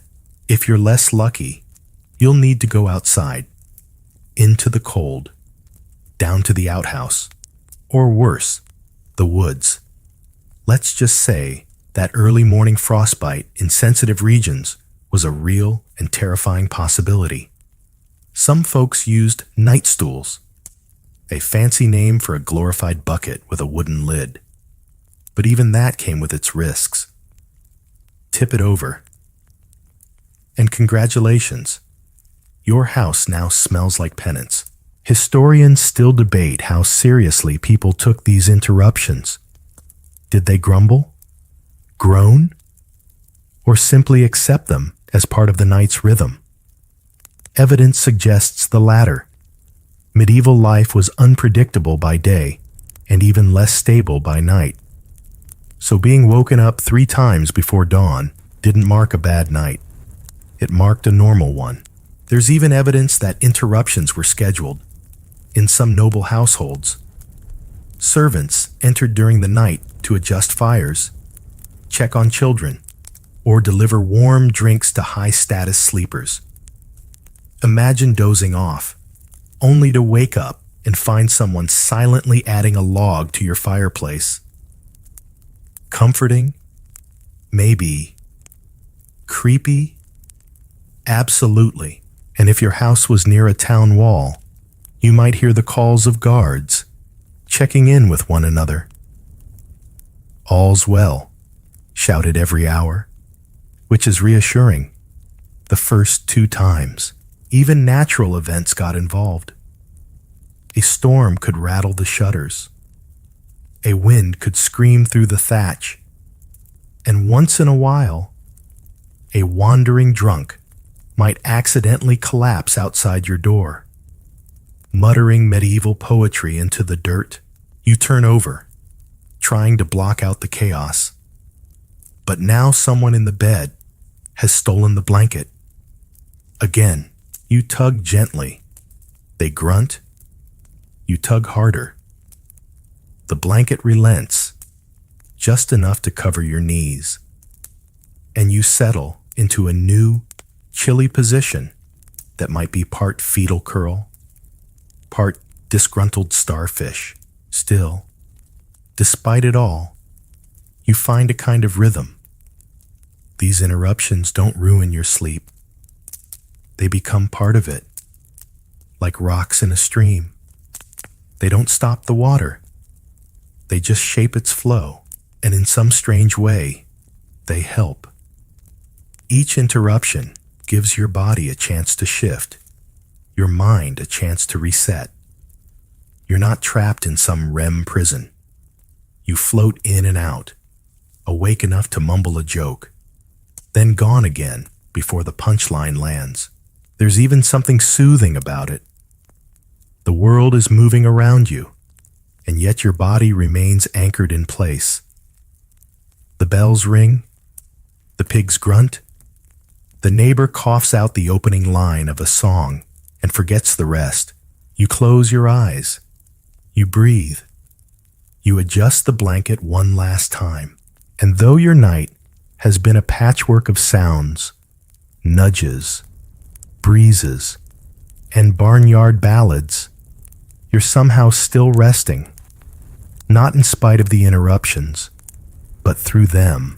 Because in the medieval world, peace isn't silence. It's surviving the chaos and still managing to sleep through most of it. Morning slips in gently, like mist over a field. You feel it before you see it. The soft shift in the air, the way the light through the crooked shutters changes from silver to something warmer, like melted butter. Your body knows before your brain does. The long journey through segmented sleep, midnight musings, and snoring goats has come to its natural end. You stretch, feeling the straw rustle beneath you, the pull of stiff limbs and tangled woolen blankets. You didn't sleep perfectly. You didn't sleep privately. But you slept. And here's the strangest part. You feel good. Not just physically, though that's part of it. The warmth lingering in your chest, the way your spine slowly unwinds as you sit up, the surprising lack of ache in your neck despite the pillow being, technically, a bag of ancient feathers held together by stubborn optimism. No, you feel good in a deep, structural way, like your soul has been kneaded gently by time itself. Your thoughts are slow, quiet. You don't want to check anything. You don't want to race into the day. You just want to sit here, wrapped in your cloak, with the taste of dreams still soft on your tongue. Because, and this might surprise you, medieval people might have actually slept better than we do now. Let's review, shall we? You had no blue light, no pings, no notifications. Your room was dark, truly dark, the kind of darkness you can't get in the modern world without blackout curtains and 5 arguments with your electrician. You followed the rhythms of the sun, your body gradually winding down with the fading light, not jolted from task to task until midnight. And when you woke in the middle of the night, because segmented sleep is natural, you didn't panic or reach for your phone. You just existed, talked softly, thought a while, drank warm spiced milk, and then returned to sleep like it was the most normal thing in the world. You shared space. You shared warmth. Sure, someone stole the blanket. Sure, there were fleas. But you weren't alone. You had company. People to murmur to. Breathing to sink your own to. And yes, maybe a sheep in the corner judging you silently. But that's still better than anxiety at 3 a.m. Historians still argue about the quality of medieval sleep, whether these patterns were healthier or just different. But modern science is catching up. Evidence shows that natural light cycles, lowered nighttime stimulation, and communal sleep all contribute to more restorative, balanced rest. We've traded wool and whispers for memory foam and isolation. And maybe we're more comfortable. But are we really more rested? In the medieval world, sleep wasn't a thing to be optimized. It wasn't tracked or biohacked or weighted with guilt. It just was. A part of life. Like rain. Like bread. You ate. You worked. You rested. Not because your Fitbit told you to, but because your body asked, and you listened. Even the little rituals. The fire being banked. The blanket being pulled up. The clumsy wrapping of a nightcap around your ears. Helped you slip from the burdens of the day into the gentle blankness of rest. And when you woke, you didn't scroll. You didn't sprint. You just sat there, letting your body return to itself. Maybe said a prayer. Maybe scratched a flea bite. Maybe laughed quietly at the dream you just had. Something about a singing wheelbarrow and a cow with a crown. You rise slowly, feet meeting the chill of the floor, the world outside your shutter beginning to glow. The bell hasn't rung yet. The rooster is considering it. The house is quiet, save for the creak of someone else stretching, and you realize that somehow, through the cold and the chaos, the interruptions and the itching, you've slept well. Maybe not in the modern sense, not flawlessly, but deeply. Wholly. Enough. You rub your eyes, wrap your cloak tighter, and step toward the shutter. The day will come. It always does.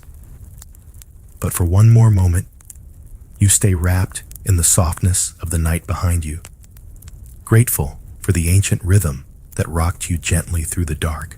So now, as your own eyes begin to flutter and your breath grows slow and steady, I invite you to imagine yourself slipping backward, not into history this time, but into that deep, quiet chamber of sleep. Feel the straw beneath you soften. The rough woolen blanket grows warm with your body's heat. Somewhere, the fire crackles low. The dog at your feet lets out a sleepy sigh. There is no urgency, no demands. The shutters are closed, and the world is far away.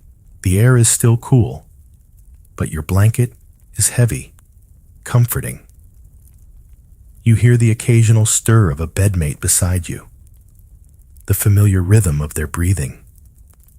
Even the snores feel like part of the tapestry now, woven into the hush of the room like a distant drumbeat. Let your body sink a little deeper. Let the tension in your shoulders slip down into the mattress, like a sack of grain finally laid to rest.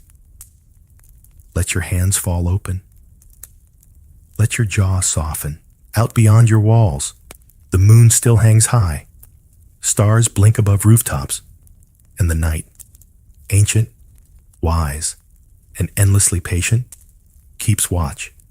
No bells, no clocks, just the quiet promise that here, in this stillness, you are safe, you are whole. You are allowed to rest, sleep. When it comes, will come not like a thief, but like a friend, quietly stepping into the room, drawing the curtain, and sitting with you until your mind slips softly into dreams. So rest now. Breathe easy. Sleep well, friend. You've earned it. End of script. Sweet dreams. 15 medieval preservation methods that still work today. You run your fingers through the coarse, grainy salt. It's dry, white, a little rough on the skin, like sand, but sacred. Sacred not in the holy sense, though some might argue that too, but in the survival sense, because right now, as the late summer sun begins to slip behind the trees and the butchered meat lies fresh on the table, salt is the only thing standing between you and winter starvation. The air smells faintly of blood and wood smoke. A few flies buzz lazily near the open window, but even they know not to linger long because the salt is coming. You scoop a handful and rub it into the meat.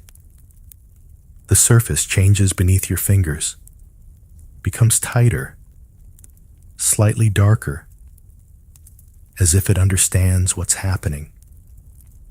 You don't have a refrigerator. You don't have plastic wrap. What you have is a wooden table, a heavy knife, and salt, more valuable than gold when the rivers freeze and nothing grows. You work slowly, methodically. Rub it into every crevice. Pack it along the edges, even under the bone flap. Then again, and again.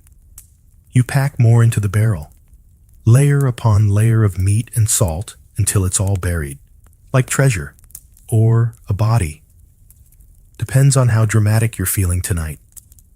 And when you're done, you seal the top with a waxed cloth and tie it tight. Then you set it in the corner, near the cool stone wall, and whisper to it as if it's a sleeping beast. Rest. Don't rot. This isn't just about keeping food edible. This is about stretching life, about making today's abundance feed tomorrow's hunger. You think of all the mouths that will chew this salted meat when snow coats the fields and the hens have stopped laying. They'll groan about how salty it is, of course, but they'll eat. Because salt, though unglamorous, keeps things alive. Historians still argue over whether salt-preserved foods were actually enjoyable or just tolerated. Some say it was delicious, especially when paired with pickled greens or fresh bread. Others claim it was tough, too dry, sometimes so salty it made your tongue sting. But either way, it worked. And it still works. Today, chefs still cure meats with salt. Prosciutto, salami, bresaola, each a distant descendant of the same simple act you're doing right now. Salt it, wrap it. Wait, there's even a quiet satisfaction in the process. The rhythm, the grainy crunch under your fingernails, the way your hands smell afterward. Clean, mineral, purposeful. you've done something ancient, something reliable. You think about the other ways you'll use salt later, to cure fish, to pickle, maybe even to soak cabbage leaves if you get ambitious. But for now, this meat is what matters. Outside, the chickens mutter in their coop. A dog barks. Someone's child laughs, high-pitched and fleeting, like a songbird. The day is ending, but your meat will last. You sit back on your heels, wipe your hands on your apron, and give one last look to the salted barrel in the corner. The fire has dimmed to coals. Your back aches. But something about this work, this messy, gritty, ancient work, feels good.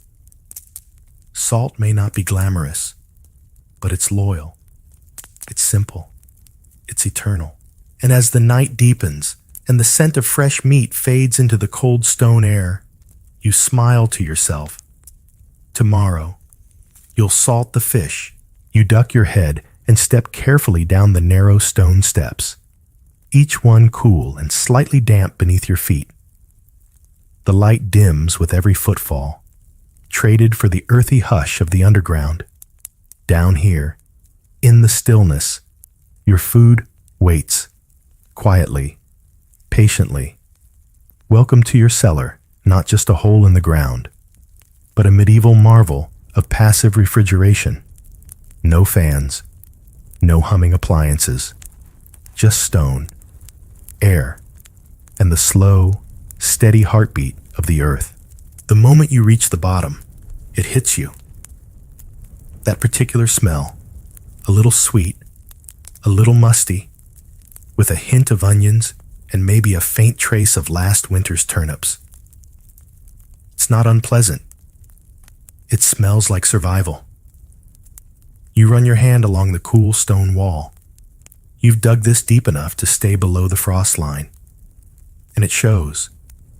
Even in the height of summer, it's a full 15 degrees cooler down here.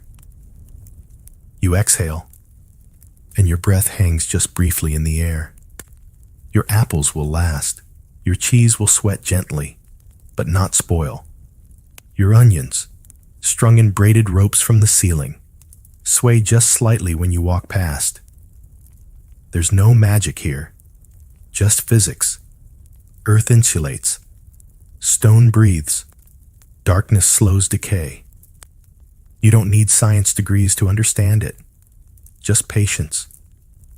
You crouch beside a basket of root vegetables, parsnips, carrots, and knobby potatoes still dusted with soil. They're nestled in straw, dry and clean, not too tightly packed, just enough air to keep them breathing. Yes, vegetables breathe, and you learn to listen. A sprouted onion whispers waste, a soft spot on a turnip, trouble. But so far, all is well. You pass the cured cheeses, waxy and pale, each wrapped in cloth and stored in earthen pots. Nearby, a small stack of glazed crocks hides butter beneath layers of salt. If you dig deeper, toward the far corner, you'll find jars of pickled beets, preserved pears, maybe even a jar of honeyed quince, forgotten from last fall. And here, in the deepest part of the cellar, lies the crown jewel, your cider barrel. It rests in silence, yeast working its quiet magic behind the wooden staves. Sometimes you press your ear to it, just to hear it breathe. Historians still argue over how widespread these underground storage spaces were. Were they common in every peasant hut, or mostly in wealthier homes? The truth lies somewhere in between. In colder climates, root cellars were essential. In warmer regions, people dug similar cool spaces, or even used amphorae buried in shaded pits to keep wine and oil fresh. What's clear is that the method, using earth to preserve life, has never truly disappeared. Even today, homesteaders and off-grid enthusiasts dig earth fridges. Wine connoisseurs build temperature-controlled basements. Gardeners store carrots in boxes of sand. The cellar lives on, one foot in the past, the other in a modern pantry. You sit on the old stool near the stairs. It creaks familiarly. A spider spins a lazy web between two shelves, utterly uninterested in your presence. You stay still a while, letting the cool air wrap around you. The silence here is different. It doesn't feel empty. It feels settled. Everything down here has a purpose, a place, a season. You pull your cloak tighter around your shoulders, not from cold, but from reverence. Because this place, the humble cellar, is a kind of temple to patience, to preparation, to the knowledge that winter always comes, and it can be met with calm.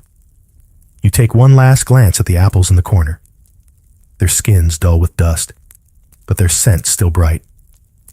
You reach for one, bite in, cool, crisp, a whisper of sunlight, kept alive in stone and shadow. And that's the real magic, isn't it? You wake to the smell of smoke, thick, earthy, and oddly comforting. Not the acrid, panicked kind, but the warm, slow-burning kind that seeps into walls, blankets, and skin. You breathe it in, not out of fear, but because it's familiar, necessary, delicious. It's smoking day. You rise, stretch, and head toward the hearth. Above the fire, a cloud of hazy blue-gray smoke curls upward, wrapping itself around hanging sausages like a protective shawl. The fire crackles low, not fierce, just steady. This isn't a blaze. It's a slow dance, coaxing flavor and longevity from every scrap of meat strung above. The smell clings to everything. Your clothes, your hair, your hands. But you don't mind, because this scent means your food will last.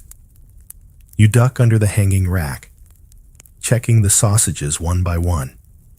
Each is taut, darkening slightly, oozing a little fat that drips onto the ashes below. They're made from pork, mostly, seasoned with pepper, mustard seed, maybe a hint of garlic if you were lucky last market day.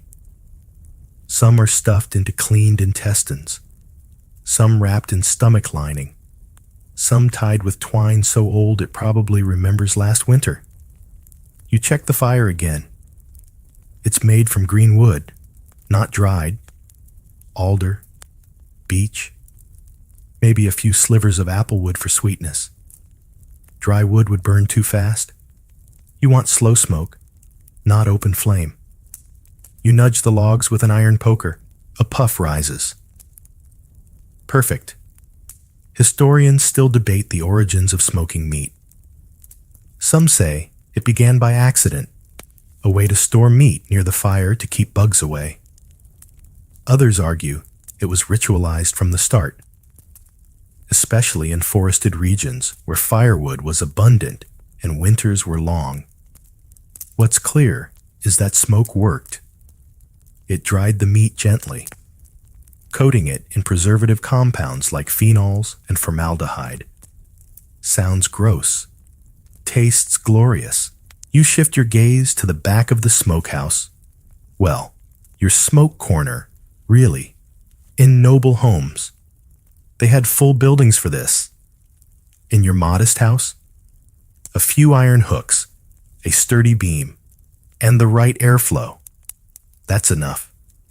You can still see the old ham in the back, nearly a year old, blackened, hard as a rock, but slice it thin, and it melts on the tongue. You think of all the meals it's seen, harvest suppers, fasting days, well, cheating on them. Even the christening feast when your cousin fell into the water barrel. That ham has lived. You turn one of the sausages slightly. It's beginning to wrinkle. That's good. That means it's sweating out the moisture, the enemy of preservation. You'll let it hang for another day, maybe two, depending on the weather. Then it'll rest in a muslin wrap in the cellar, where the smoke will deepen into something richer, almost sweet. People today still smoke their meats. They've got fancy electric smokers, temperature gauges, timers. But really, the process is the same. Salt it, hang it, smoke it slowly. Wait, some even say that smoke can preserve memory. The way your grandmother's kitchen smelled on baking day. The way your clothes held the scent of the woods after camping. Here, in the medieval kitchen, the smoke is thick with stories. The sausage above the fire isn't just food. It's a promise that even when the fields are bare and the sun vanishes at 4 o'clock, you'll have flavor, protein, comfort.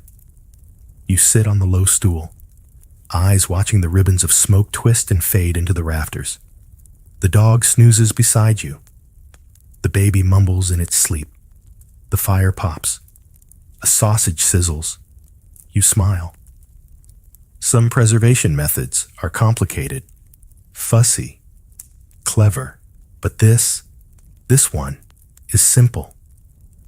A little wood, a little patience, a little smoke, and suddenly, a meal that lasts for months. You lean back, breathing in that slow, cooked air, smoked, yes, but never burned.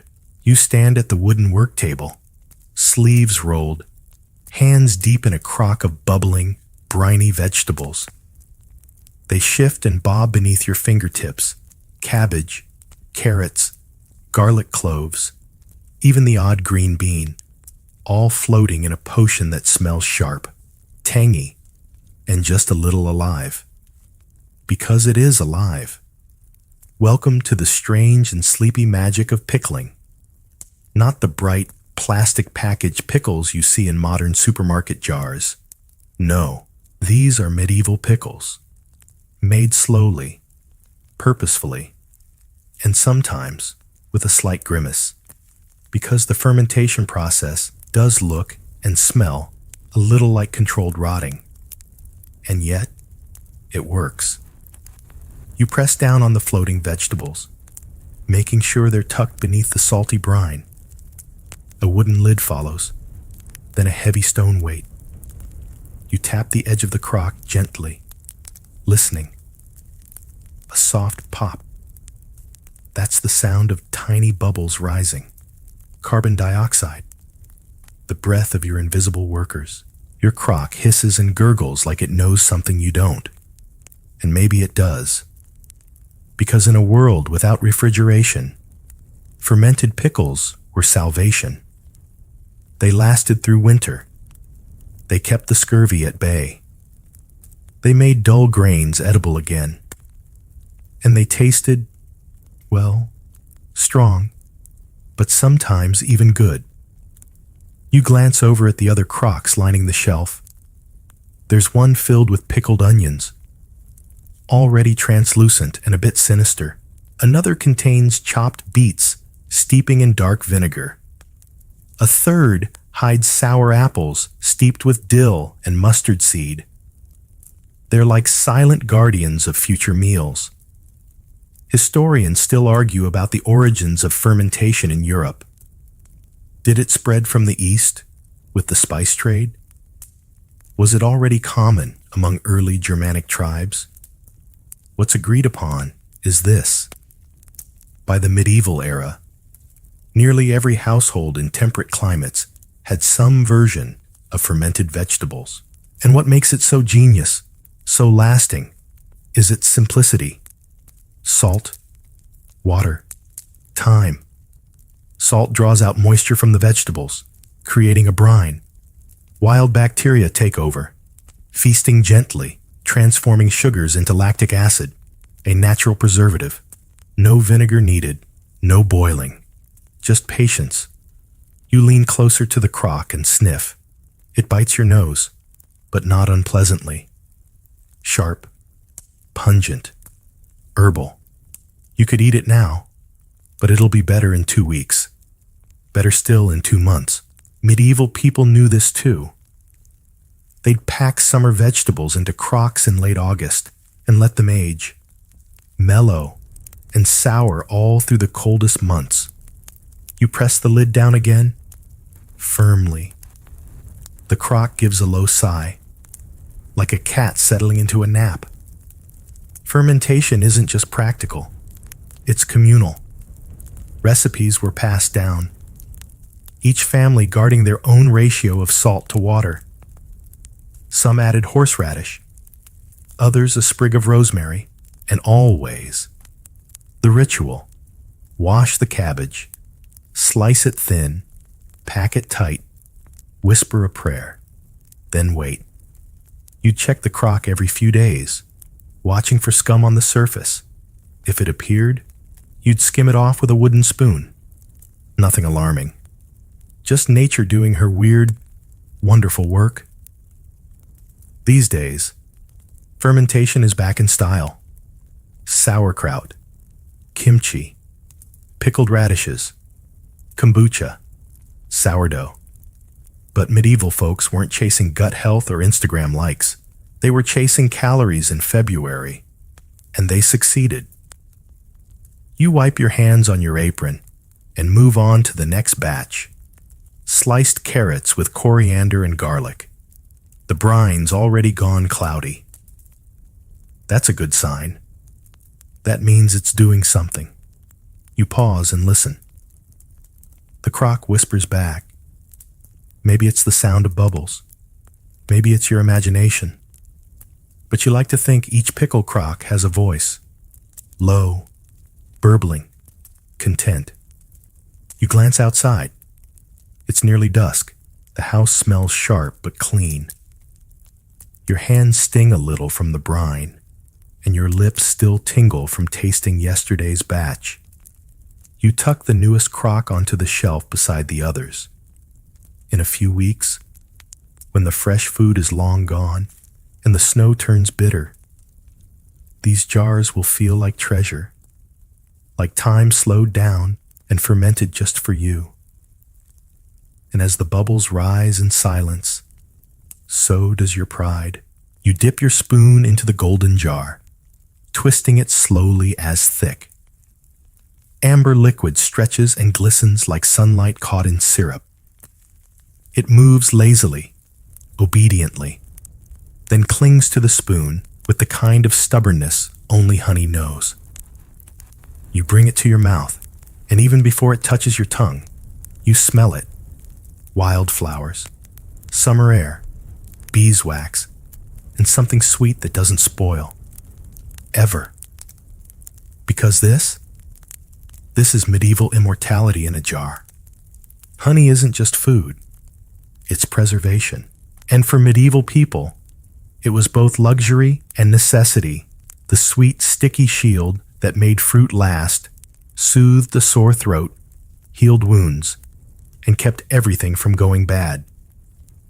You set the spoon aside and pick up the small pot beside it, a mix of walnuts, hazelnuts, and a few dried figs, all entombed in honey. Their edges glisten. The nuts have darkened slightly with age, but when you bite into one, it's still perfect, still crunchy, still alive. That's the secret. Honey doesn't rot. It doesn't mold. It doesn't ferment unless you want it to. Thanks to its low moisture, high sugar content, and natural acidity, honey is the world's original food vault. Historians still argue over whether honey was used more for flavor or function. Did medieval cooks treat it as medicine, sweetener, or sealant? The answer is yes, all three. You look at the small shelf of preserved goods. There's a pear half floating in golden syrup, its skin leathery but not spoiled. A chunk of goat cheese, dipped in honey and wrapped in waxed cloth. Even a few flower petals, a bridal treat, preserved for a feast months away. You pick up the jar of candied ginger, strips boiled, dried, and drenched in honey until they crystallized into soft, spicy gems. You pop one into your mouth and feel the heat spread through your chest, chased by sweetness. Outside, bees drift lazily between wildflowers. You hear them hum, their work, done in sunlit meadows, now rests in your pantry, holding time still. And it's not just food. Honey-sealed wounds. It coated linen bandages, kept infection at bay, and even served as lip balm in the bitter months. A medieval apothecary might use it in 20 different ways, most of them sticky, all of them effective. And even now, you use it.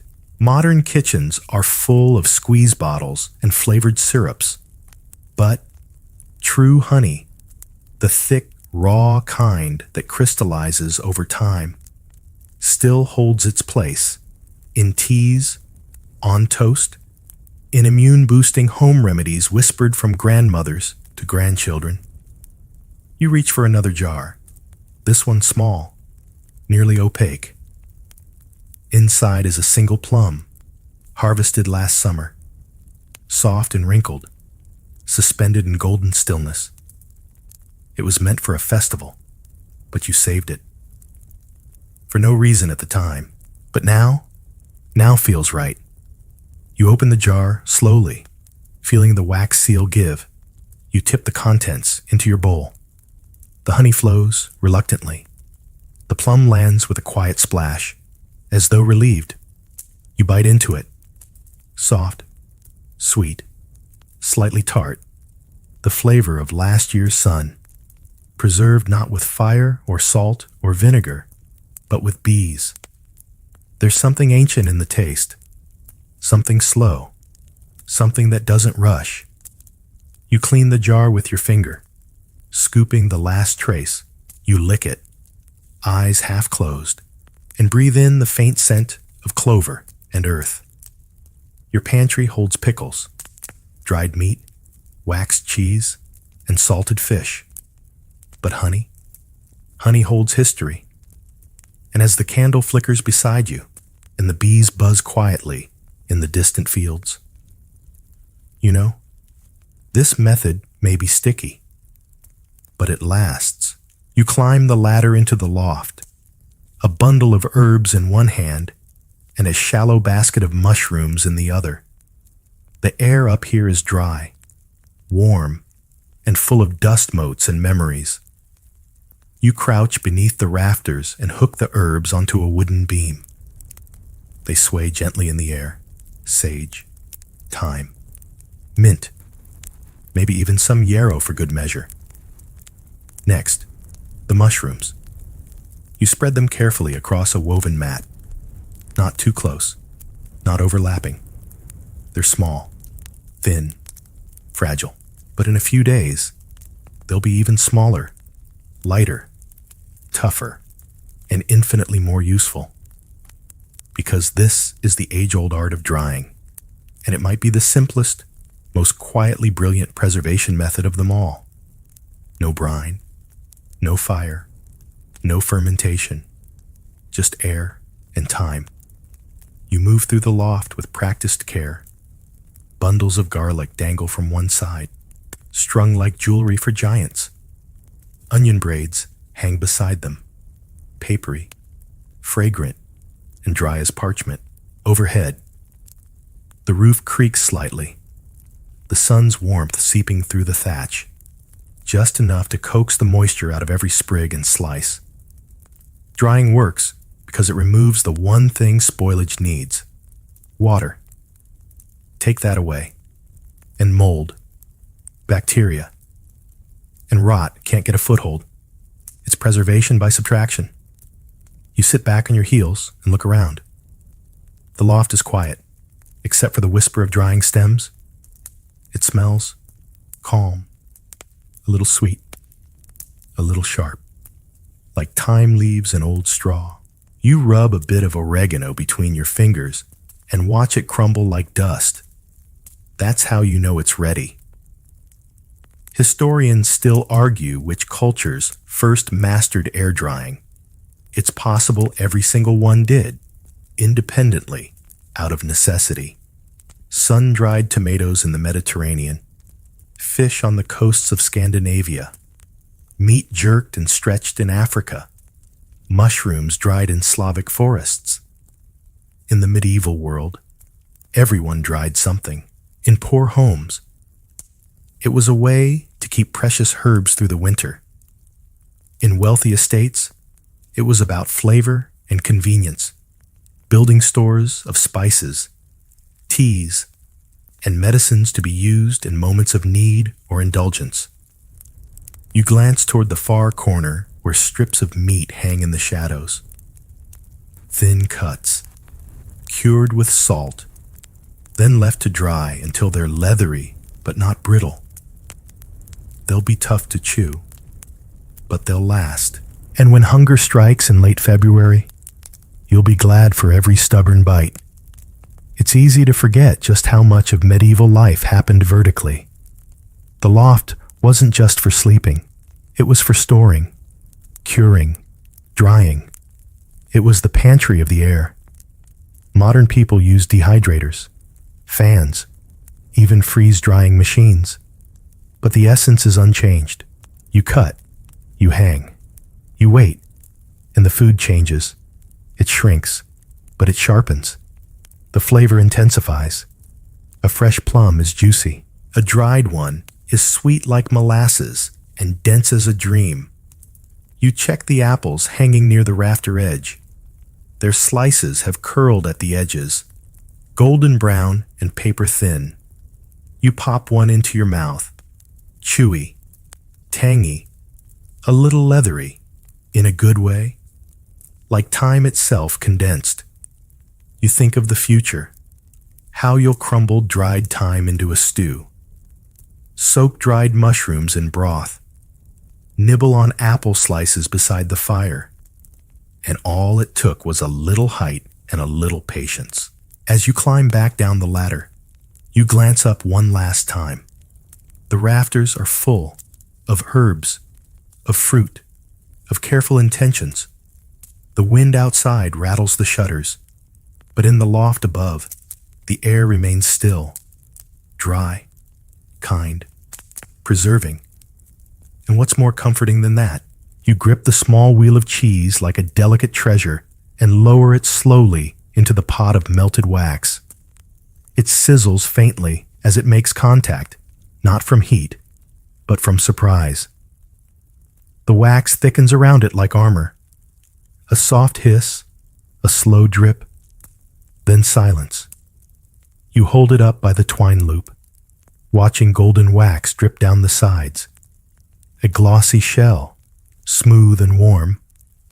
Once it cools, it will harden, and your cheese will be safe, sealed in time. You've just practiced one of the more elegant preservation methods of the Middle Ages. Wax sealing, not flashy, not noisy, just a quiet, calculated method of keeping soft things from going sour. Cheese, fruit, even cooked meats, all of them found safety under a layer of fat or wax. Because medieval people understood something we often forget. Air is the enemy. Exposure meant bacteria. Bacteria meant rot. So, if you couldn't store food in the ground or smoke it or soak it in vinegar, you sealed it away. You glanced to the shelf beside you. There they are, little wheels of cheese, each dipped and double-dipped in beeswax, lined up like soldiers waiting for winter. Their soft centers protected, their flavors deepening. This isn't just about storage, it's about transformation. A fresh cheese is tangy, gentle, fleeting, but give it time, in the quiet dark of your pantry, and it changes, it ripens, sharpens, matures, and the wax, it just sits there, silently keeping the chaos out. Historians still debate when and where this technique became widespread. Wax sealing was certainly practiced by Roman times, and likely persisted through the Middle Ages in places where beeswax was readily available, often in monasteries, where monks had both hives and thyme. Even today, we still use this method. Artisanal cheeses often come waxed. Some are dipped in red or black shells. The wax isn't for show. It's an echo of this moment. You, standing here in the cool of your storeroom, with wax on your fingers and a smile on your lips. You reach for the next cheese. It's soft, spongy, with a faint smell of milk and straw. You lower it gently into the wax, the scent of bees rising like a soft hum around you. It reminds you of summers, of honey, of hives, of the way bees build things to last, just like you're doing now. And this isn't the only thing you'll seal. Some folks pour melted tallow or clarified butter over potted meats, creating an airtight plug. Others submerge preserved fruits in a waxy mix to keep them fresh, sweet, untarnished by time. The principle's always the same. Block the air. Keep the goodness, like putting your thoughts in a jar and sealing them tight until you need them again. You place the newly waxed cheese beside the others. Their surface gleams in the low light. You run a finger across one. Cool, smooth, perfect. Later, when the snow has crusted the path and fresh food is scarce, you'll open one. You'll slice through the wax, peel it away, and release the scent of summer. A quiet unveiling. And you'll remember this moment. The hush of the room, the gentle drip of wax, the feeling of preserving something small and good and necessary. Because sometimes, survival isn't about grand gestures. It's about the little rituals, the quiet protections, the sealing of soft things before they sour. You dip one more cheese, the wax accepts it, and the silence accepts you. You crouch beside the clay jar, lift the lid gently, and peer inside. It's dark, dusty, and smells faintly of smoke and something chalky. You reach in slowly, careful not to knock over the others, and pull out a single egg, coated in fine wood ash and lime, pale and ghostly like a fossilized moon. You turn it in your hands. The shell is firm, unchanged. It could be 2 months old. It could be 10. Because this egg has been buried to survive. In the medieval world, before refrigeration and store-bought cartons, people had to get clever, especially in winter when hens stopped laying. One of their most curious and enduring methods was packing eggs in ash, lime, or even clay. Not cooked, not pickled, just hidden, preserved by stillness and silence. You glance around the root cellar. In the far corner, another jar waits. Some families used salted oat husks. Others kept eggs in layers of bran, or covered in lard. The goal was simple: keep out air, light, and bacteria. And so the eggs slept, like seeds waiting for spring. You tap the shell gently. It sounds solid. You don't shake it. There's no need. You trust it, the way people trusted their ancestors' methods. Historians still argue whether these methods worked equally well across climates. Lime-packed eggs could last 6 months or more in cool storage. Ash worked better in dry regions. Some even used isinglass, a gelatin from fish bladders, to coat eggs and keep them fresh. Bizarre? Maybe. Effective? Absolutely. You hold up the egg to the sliver of light. There's a magic to it. a quiet defiance of time, something delicate made durable, not by heat or pressure, but by neglect, or more accurately, by intentional forgetting. You dig a little deeper into the jar. More eggs rest there, untouched, nestled like stones in a pond. Some are from summer, when the hens were eager and the days were long. Others from fall, when you pack them away one by one, whispering thanks under your breath. You remember that day. Dust on your hands, the smell of scorched ash in your nose, the sense that you were storing not just food, but possibility, a future breakfast, a midwinter feast, an emergency gift for a neighbor whose pantry ran dry. And the best part? It still works. Modern homesteaders, those with patience and grit, still preserve eggs this way. It's called water glassing now, using pickling lime in big buckets. The science hasn't changed. The eggs are unwashed, the solution alkaline, and the result? Fresh-tasting eggs months after the chicken gave up.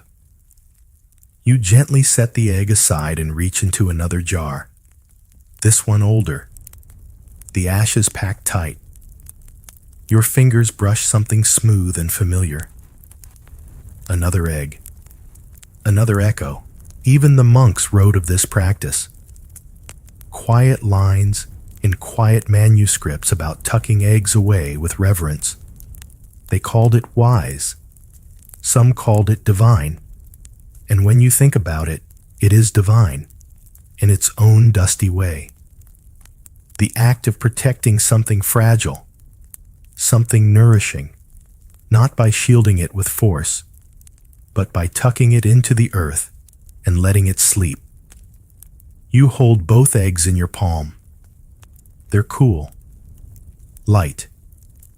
You can almost hear the cluck of the hen that laid them, almost see the sunny morning, the flash of feathers, the rough straw underfoot. And yet here they are, still here, waiting. You place them gently in a bowl.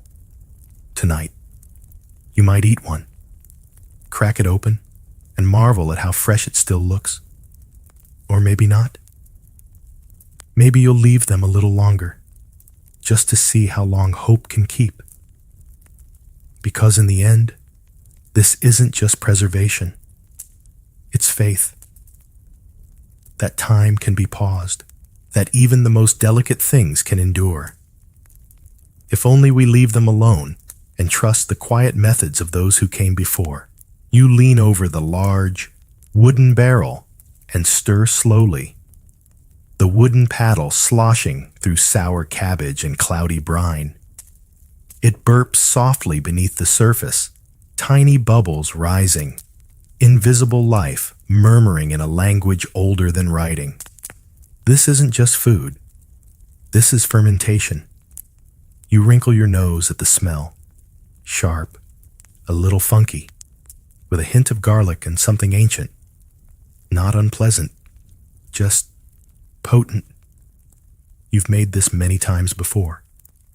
And still it surprises you how alive it feels. Like the cabbage is breathing. Like it knows something you don't.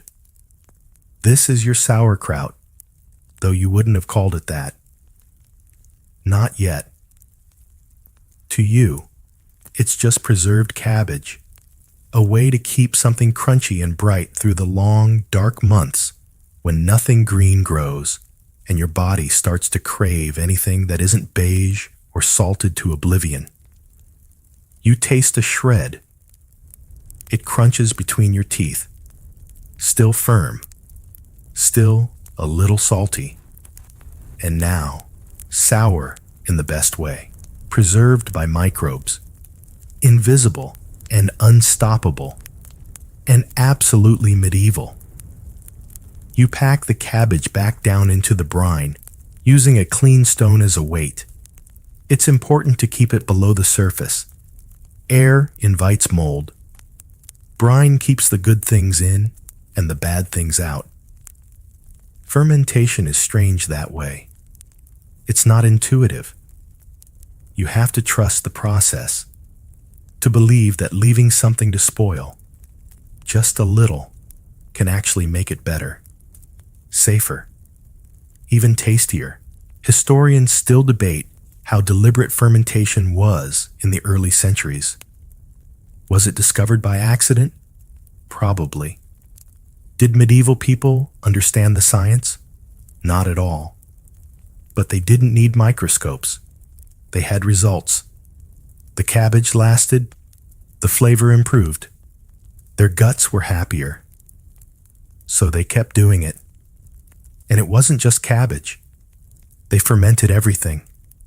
Turnips, beets, apples, even fish, in the more adventurous parts of Scandinavia.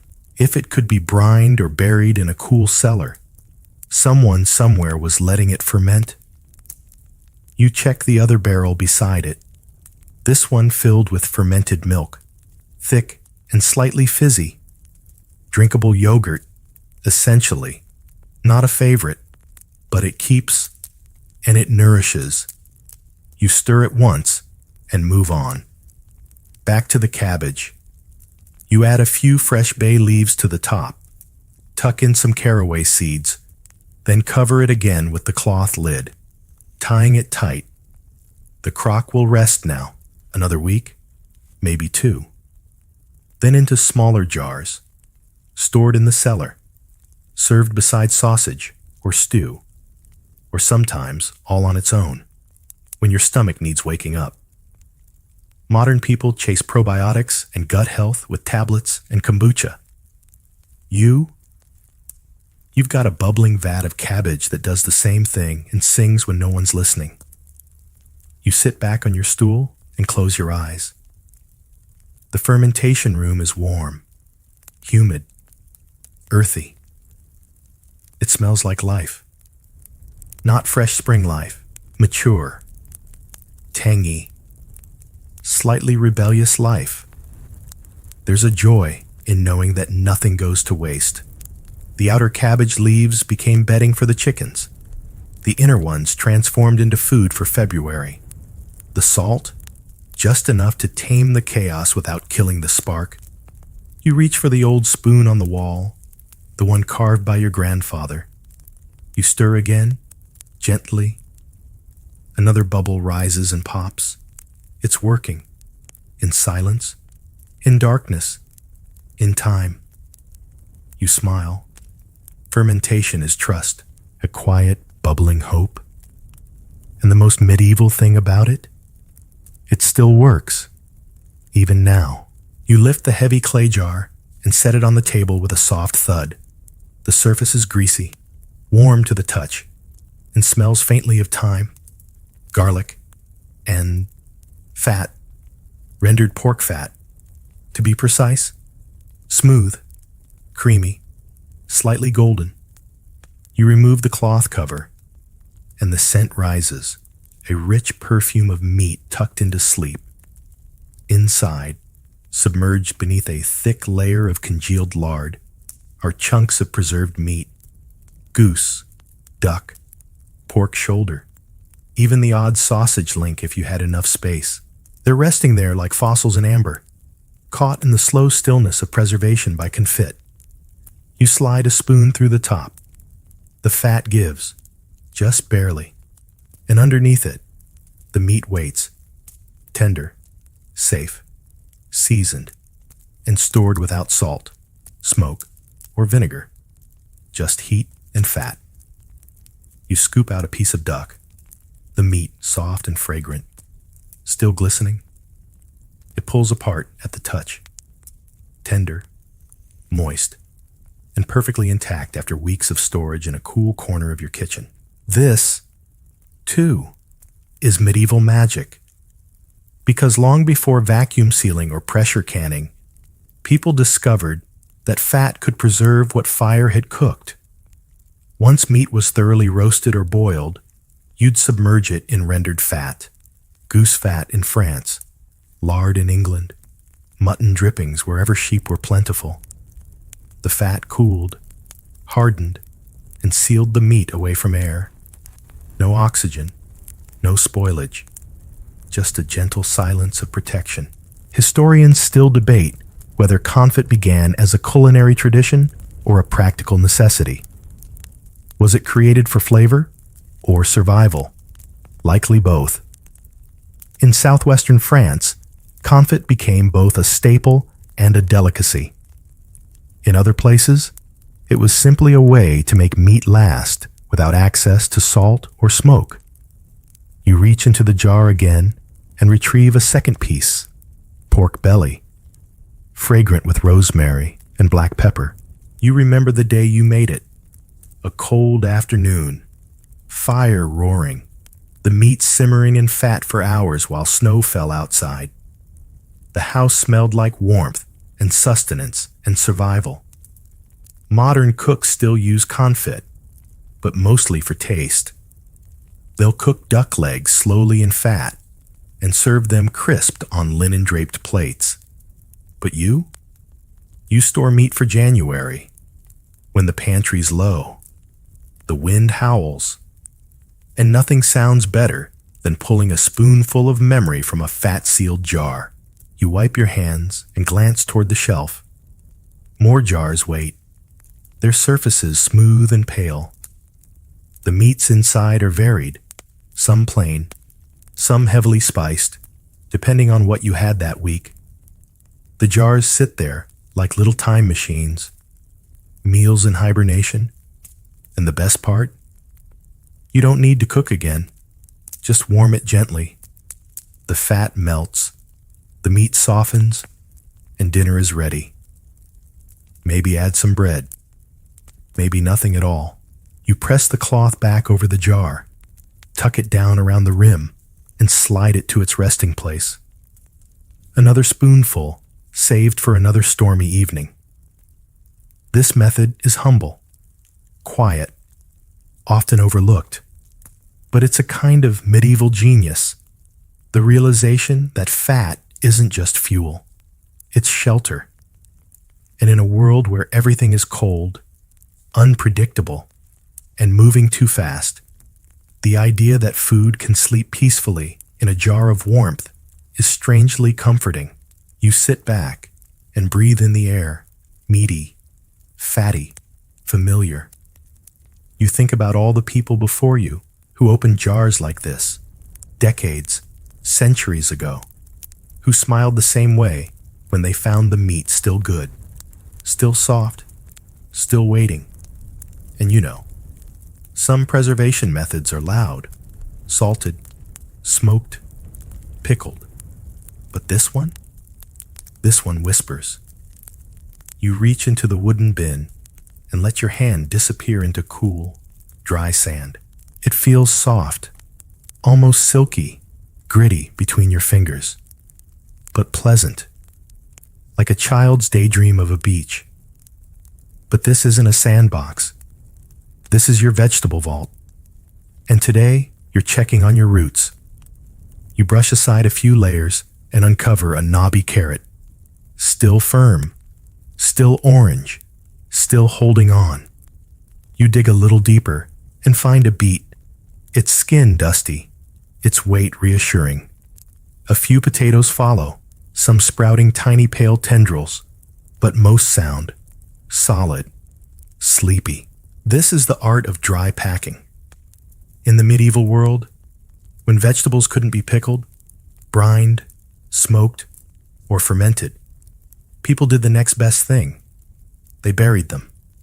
Not outside, but inside, in boxes or barrels filled with sand, straw, sawdust, or ash. Anything that could insulate and keep the rot away.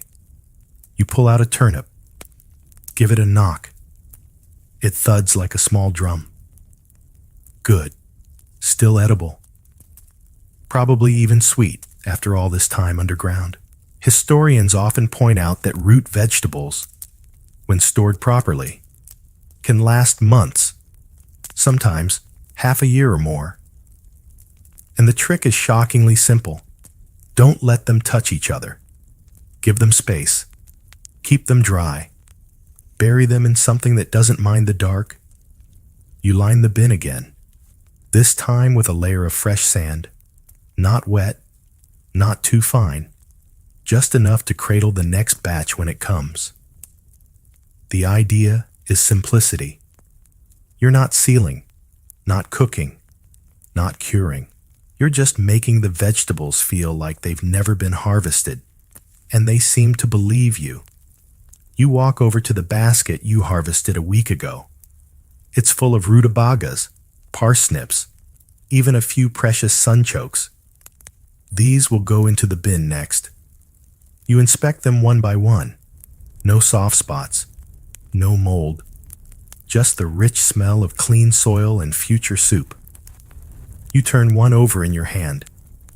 It still has a little dirt clinging to the skin. Good. Washing them shortens their life.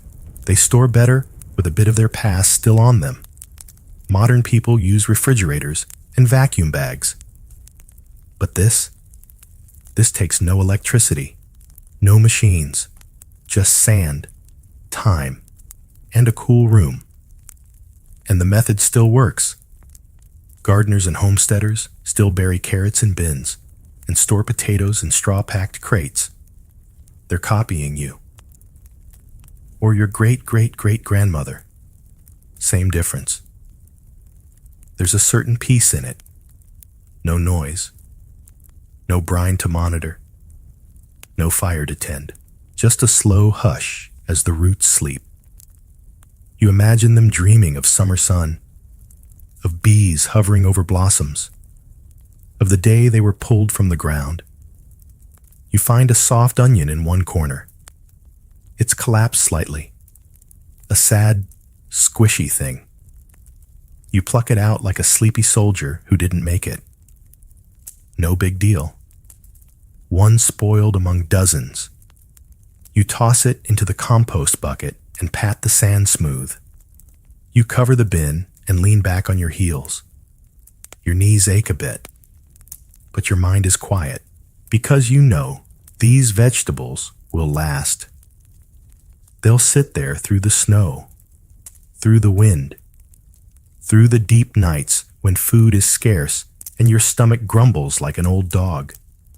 And when you pull them out, weeks from now, they'll taste almost fresh, earthy, alive, like you never stopped harvesting because you buried them gently and they remembered how to wait.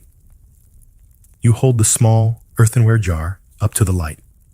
Inside, the golden green liquid shimmers, thick, heavy, almost glowing, and just beneath the surface, suspended like treasure in amber, rests a bundle of herbs, barely moving. You tilt the jar slightly. The rosemary sways. The garlic clove glints. The soft white cheese at the bottom sleeps. This is not a garnish. This is preservation by oil. You remove the wax-sealed lid, and the scent rises, rich, earthy, herbal. You dip your finger into the surface and feel it coat your skin like silk. Then you taste it. Smooth, lush, and pungent. Olive oil. Infused and infused again. Storing more than flavor. Storing time. Because here in your medieval kitchen, oil isn't just for cooking. It's a shield, a protector. It smothers air, drowns bacteria, and keeps herbs, cheese, garlic, and even some vegetables safe from decay.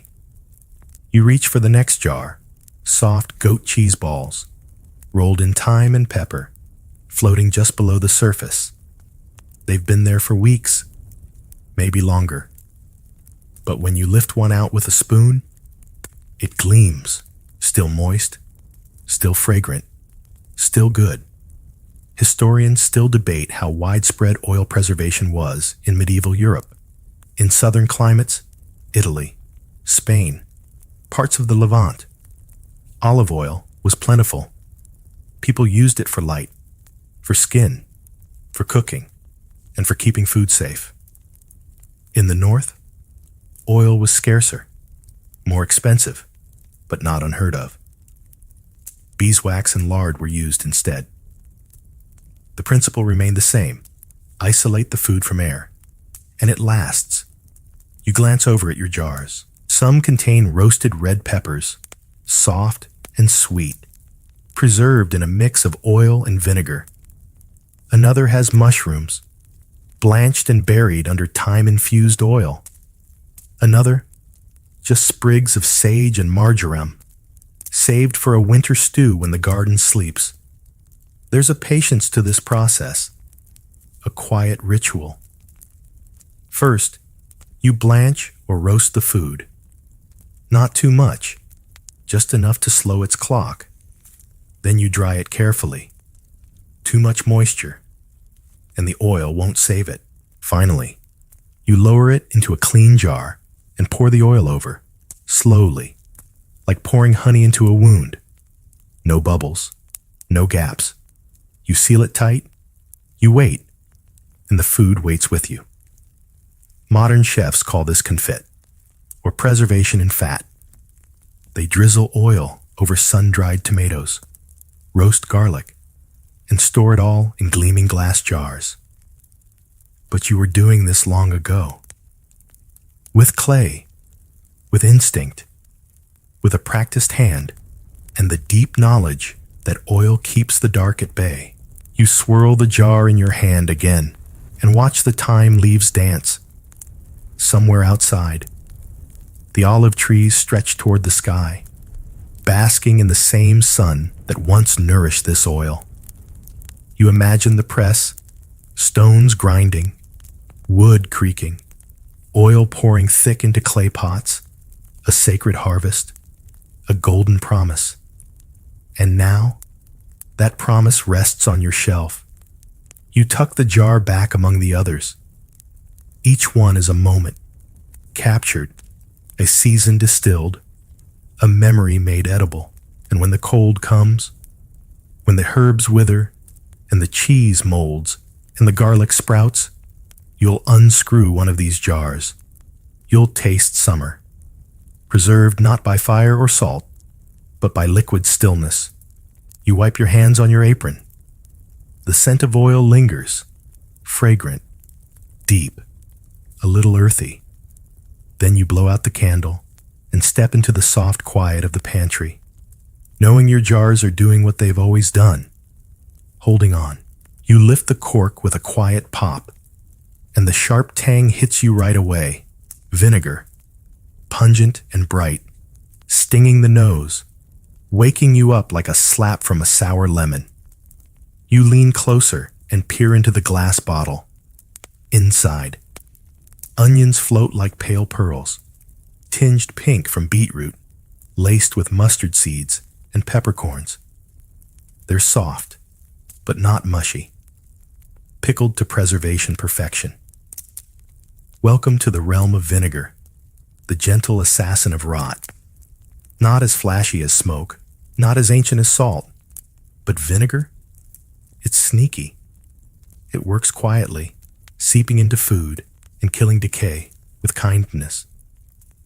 You reach for the next jar. Sliced apples, oddly satisfying in their golden, translucent layers. They bob in cider vinegar, sweetened with honey and spiced with cloves. You made them 2 months ago on a windy morning, when the last apples began to spot and bruise. Instead of letting them soften into waste, you bathed them in acid and gave them new life, and now they glisten like amber in a jar. You take a bite. Sweet, tart, crisp, even, a little like time travel. Historians still debate the origin of vinegar preservation in Europe. Did the Romans spread it? Was it independently discovered? Was it inspired by ancient winemaking accidents? Wine gone sour, turned bitter, then suddenly useful. Whatever the story, by the Middle Ages, vinegar was indispensable. Every home had it, not just for food, but for cleaning, for medicine, for warding off plague. Monks prescribed it. Cooks swore by it. Housewives hoarded it. You glance at the shelves. There's a jar of pickled garlic, its cloves slightly green at the core. Another of beets, so dark they look like jewels. A jug of spiced vinegar for pouring over meat or mixing into broth. Even a bottle of vinegar-soaked rose petals. Someone said it keeps the skin soft. You're skeptical, but the jar is pretty. The science is simple. Vinegar lowers pH. Acid halts the growth of bacteria, molds, and other unwelcome guests. When vegetables sit in a bath of vinegar, they pickle.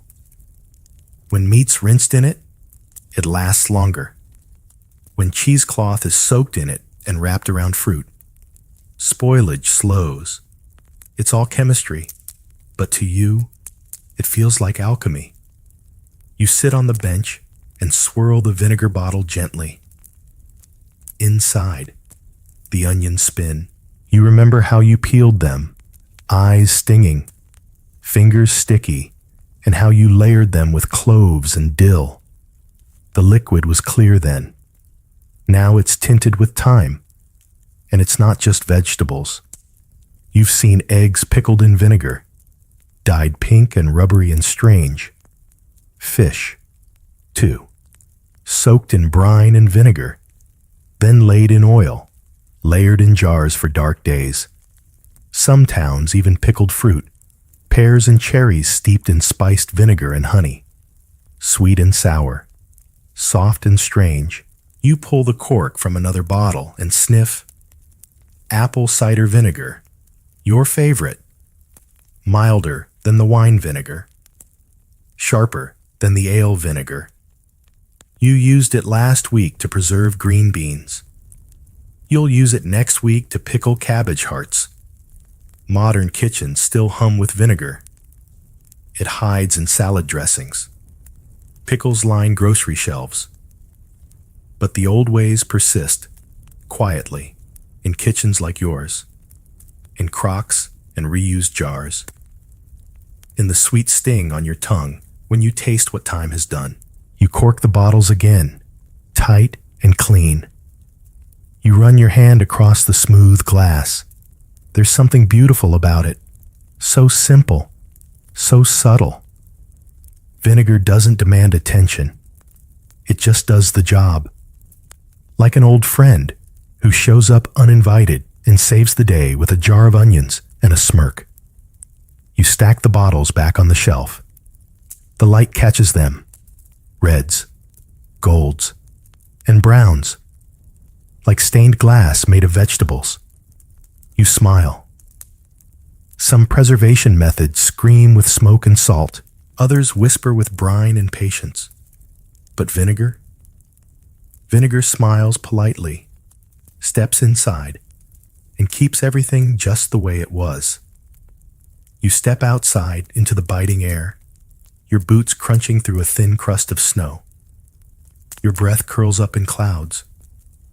Your nose tingles, and your fingers stiffen around the wooden bucket you're carrying. It's early.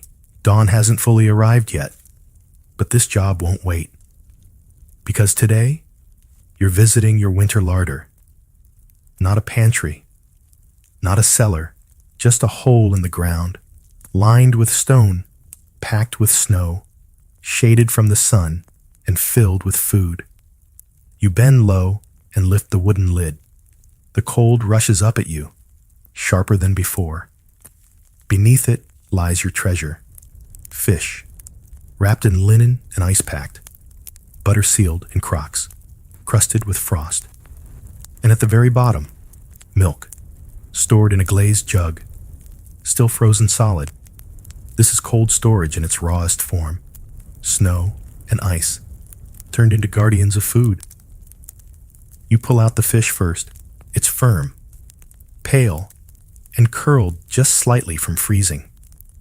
It was caught weeks ago, cleaned and bundled tightly, then packed between snow layers in this insulated pit behind the house. It still smells clean, briny, but not sour. You wrap it tighter and tuck it into your basket. Back in medieval times, before freezers, before electricity, before even widespread ice houses. People used winter itself as a tool. Snow wasn't just a nuisance, it was refrigeration. Historians still debate how widespread these snow pits and natural larders were. Wealthier households had ice cellars, deep, stone-lined rooms filled with cut blocks of lake ice harvested in early winter and kept insulated with straw or sawdust. But poorer folk, too, learned to bury perishables in shaded places, where winter's chill held strong well into spring.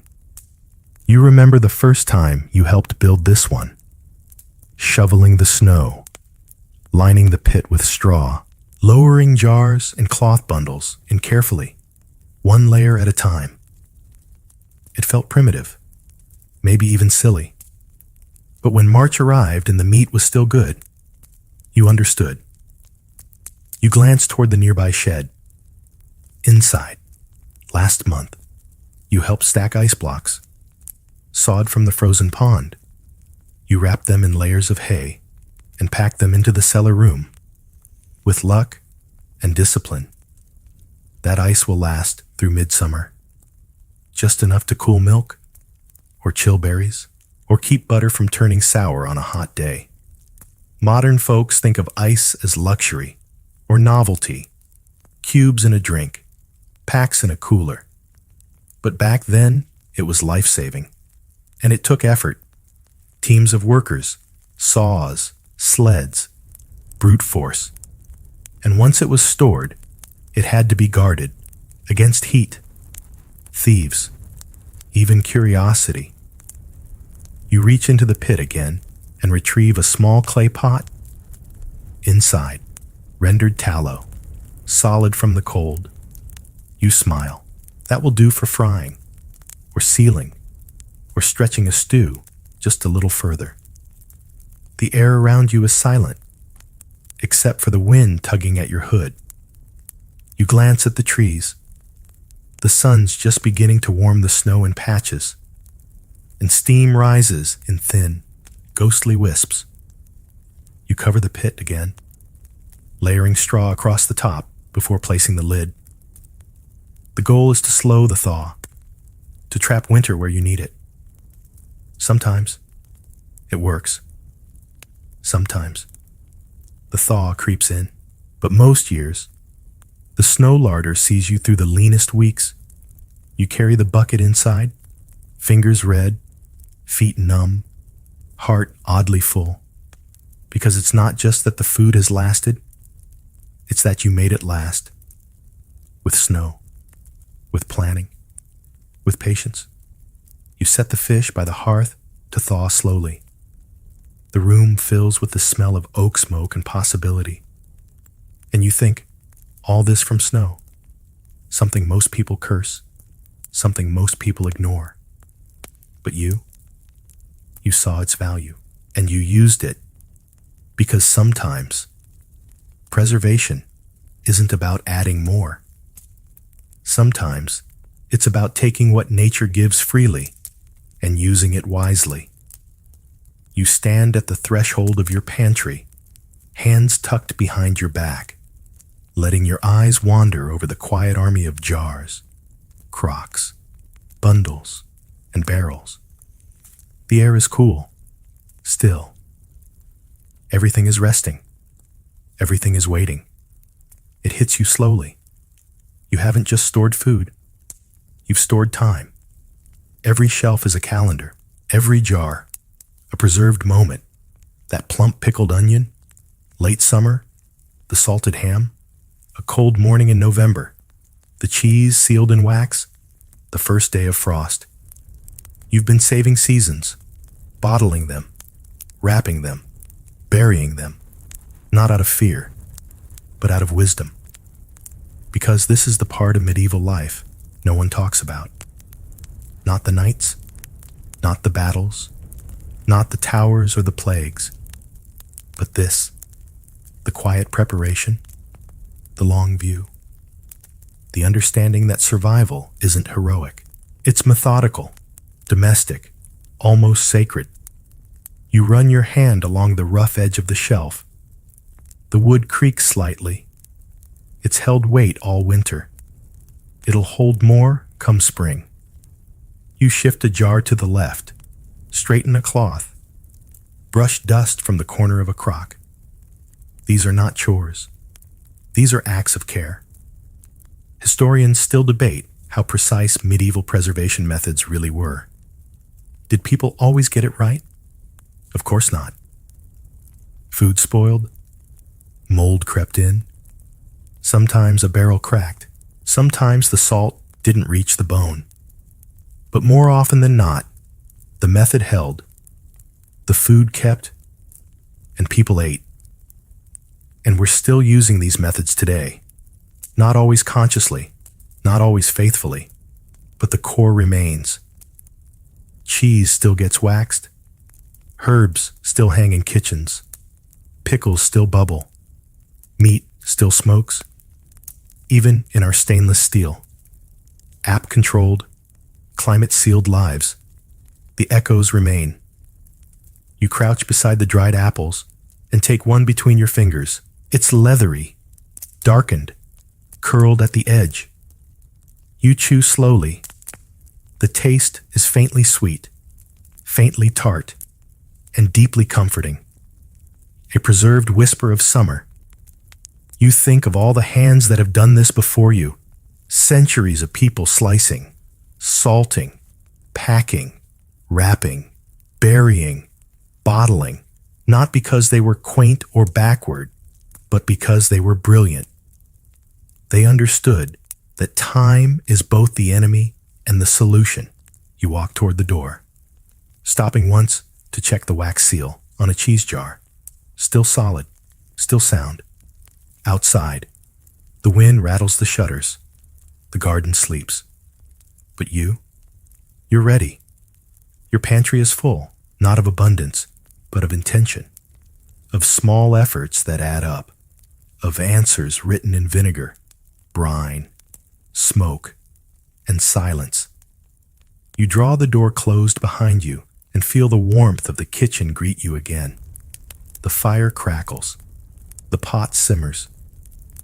Someone hums softly from another room, and you smile, because the past isn't gone.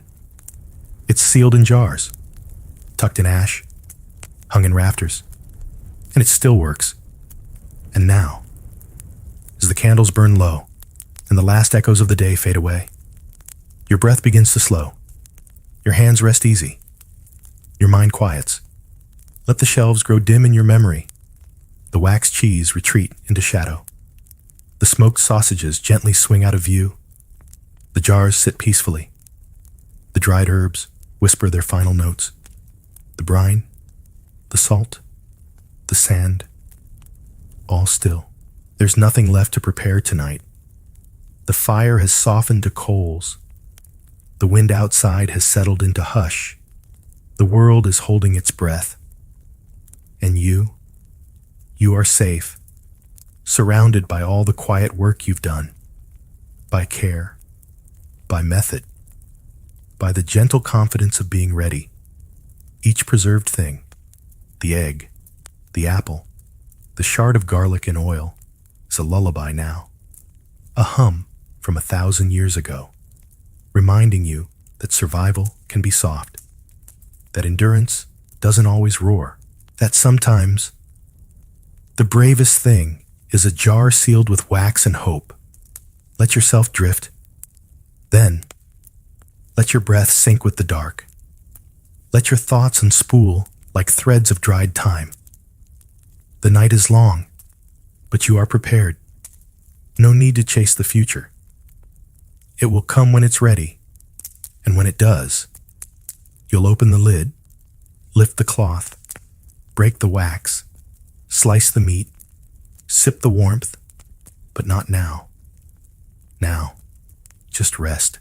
Because in this moment, wrapped in the wisdom of old ways, surrounded by stillness and sleep and jars filled with time, you are perfectly preserved. How medieval communities secured homes without alarms. You lean forward and slide the wooden beam across the door. Not hurriedly, not fearfully, but with a practiced calm. The bar drops into place with a soft, satisfying thunk. A sound you've heard every night since you were old enough to reach the latch yourself. It's simple, really. A horizontal beam, thick and solid, slots into two carved brackets on either side of the doorframe. No keys, no gears, no brass tumblers, just wood resting on wood. And yet, it feels like security itself. You run your palm along its surface, smooth from years of handling. The grain still visible despite the polish of 1,000 nights. It's warm, touched by the day's heat. Soon, it'll cool with the rest of the room as the fire dims and the chill sets in. Outside, the air quiets. The hens are settled. The goats have stopped fussing.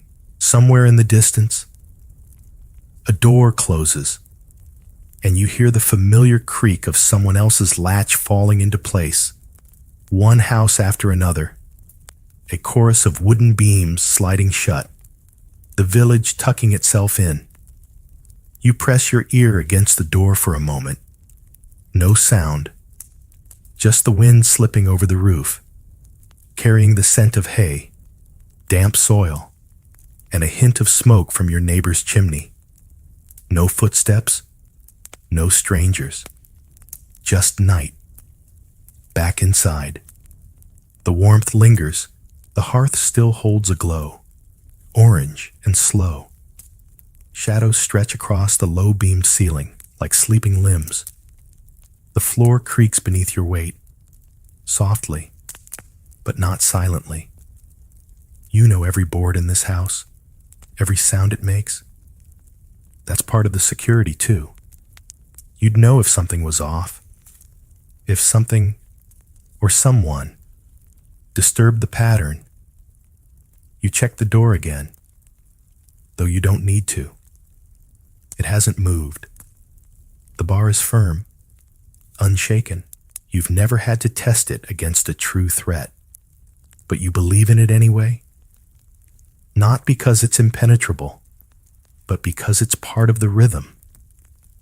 Historians still argue how effective these wooden latches truly were.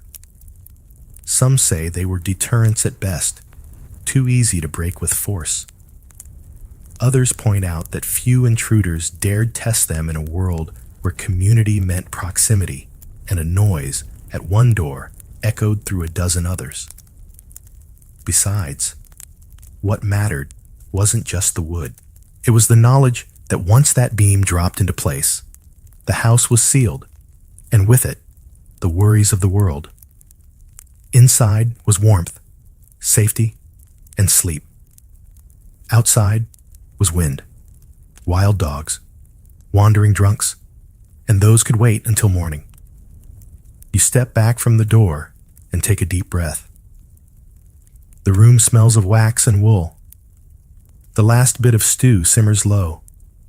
Unattended, your bedroll waits in the corner, thick with woven blankets and a bit of lavender tucked beneath the edge, more for scent than for magic. And as you crawl under the covers, you feel it again. That soft certainty. Not that danger can't come, but that you've done what can be done. The latch is down.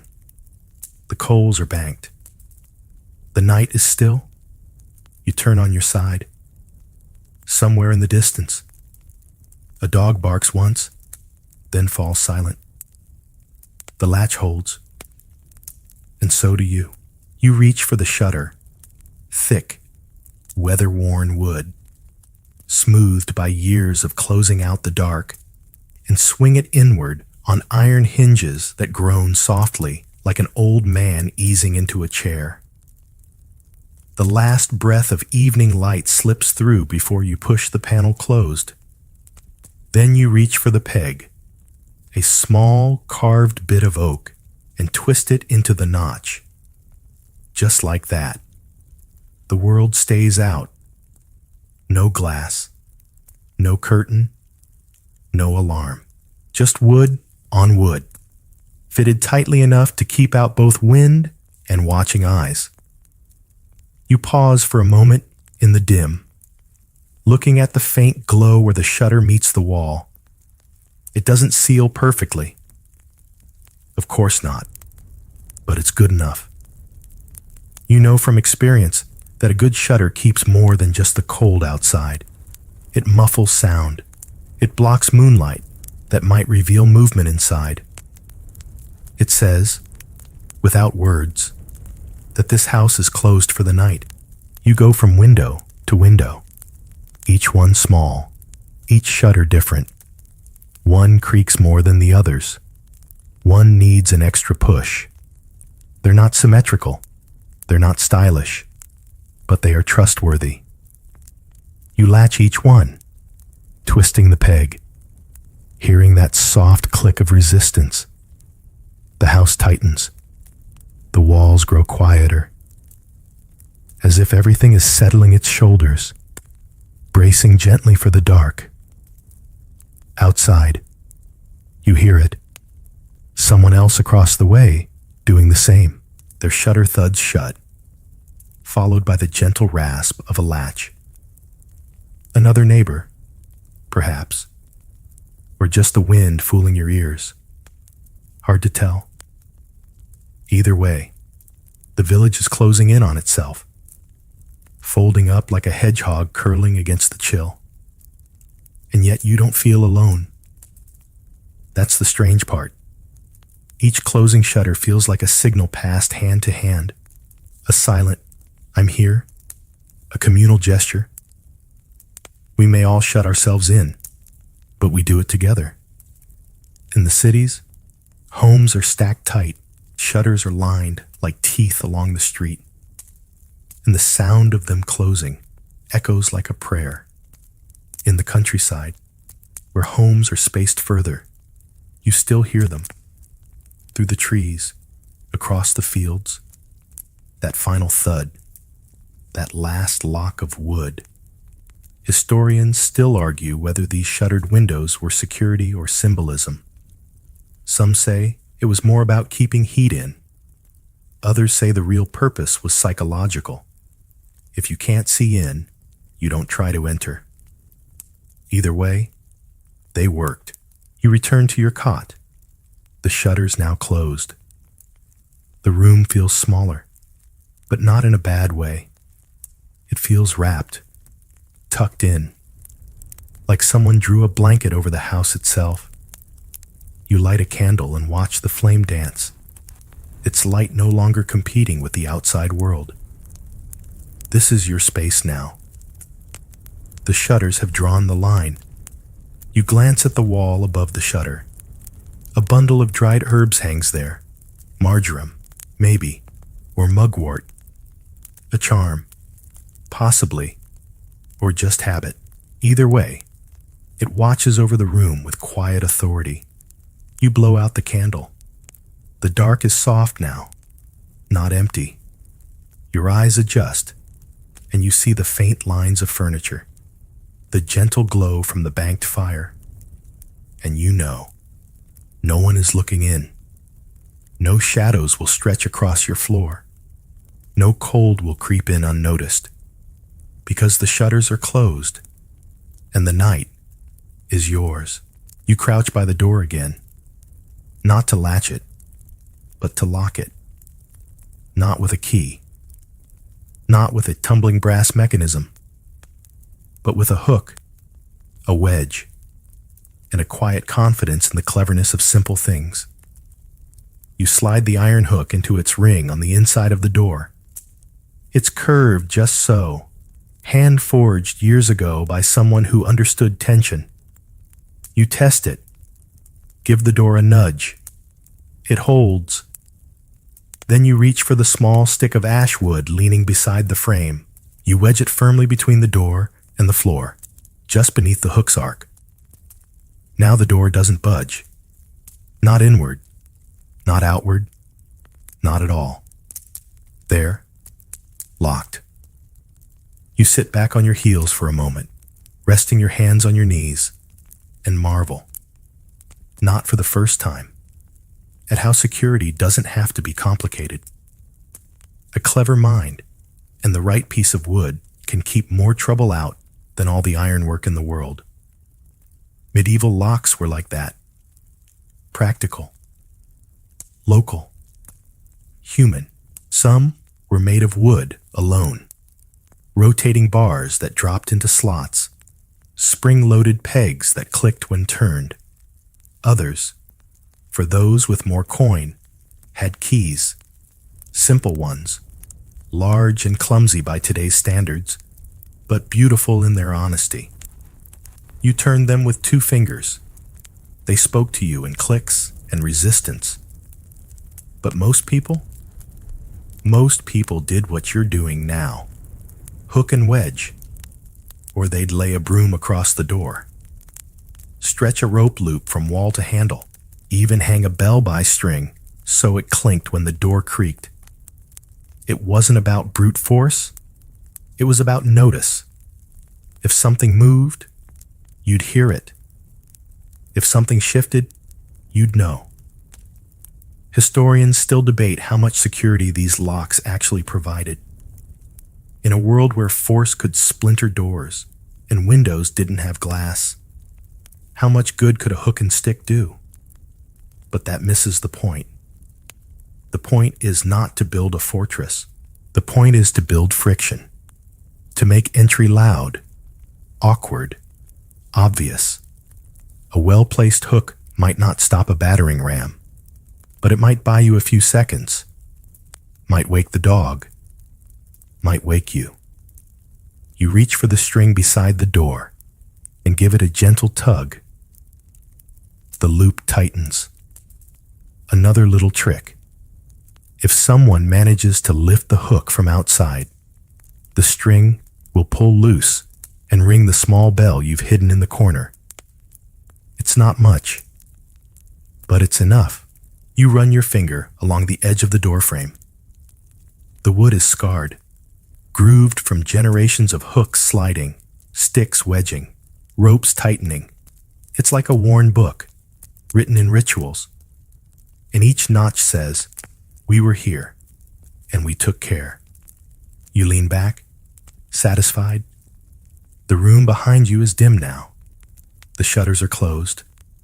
The beam is down. The hook is set. The wedge is firm.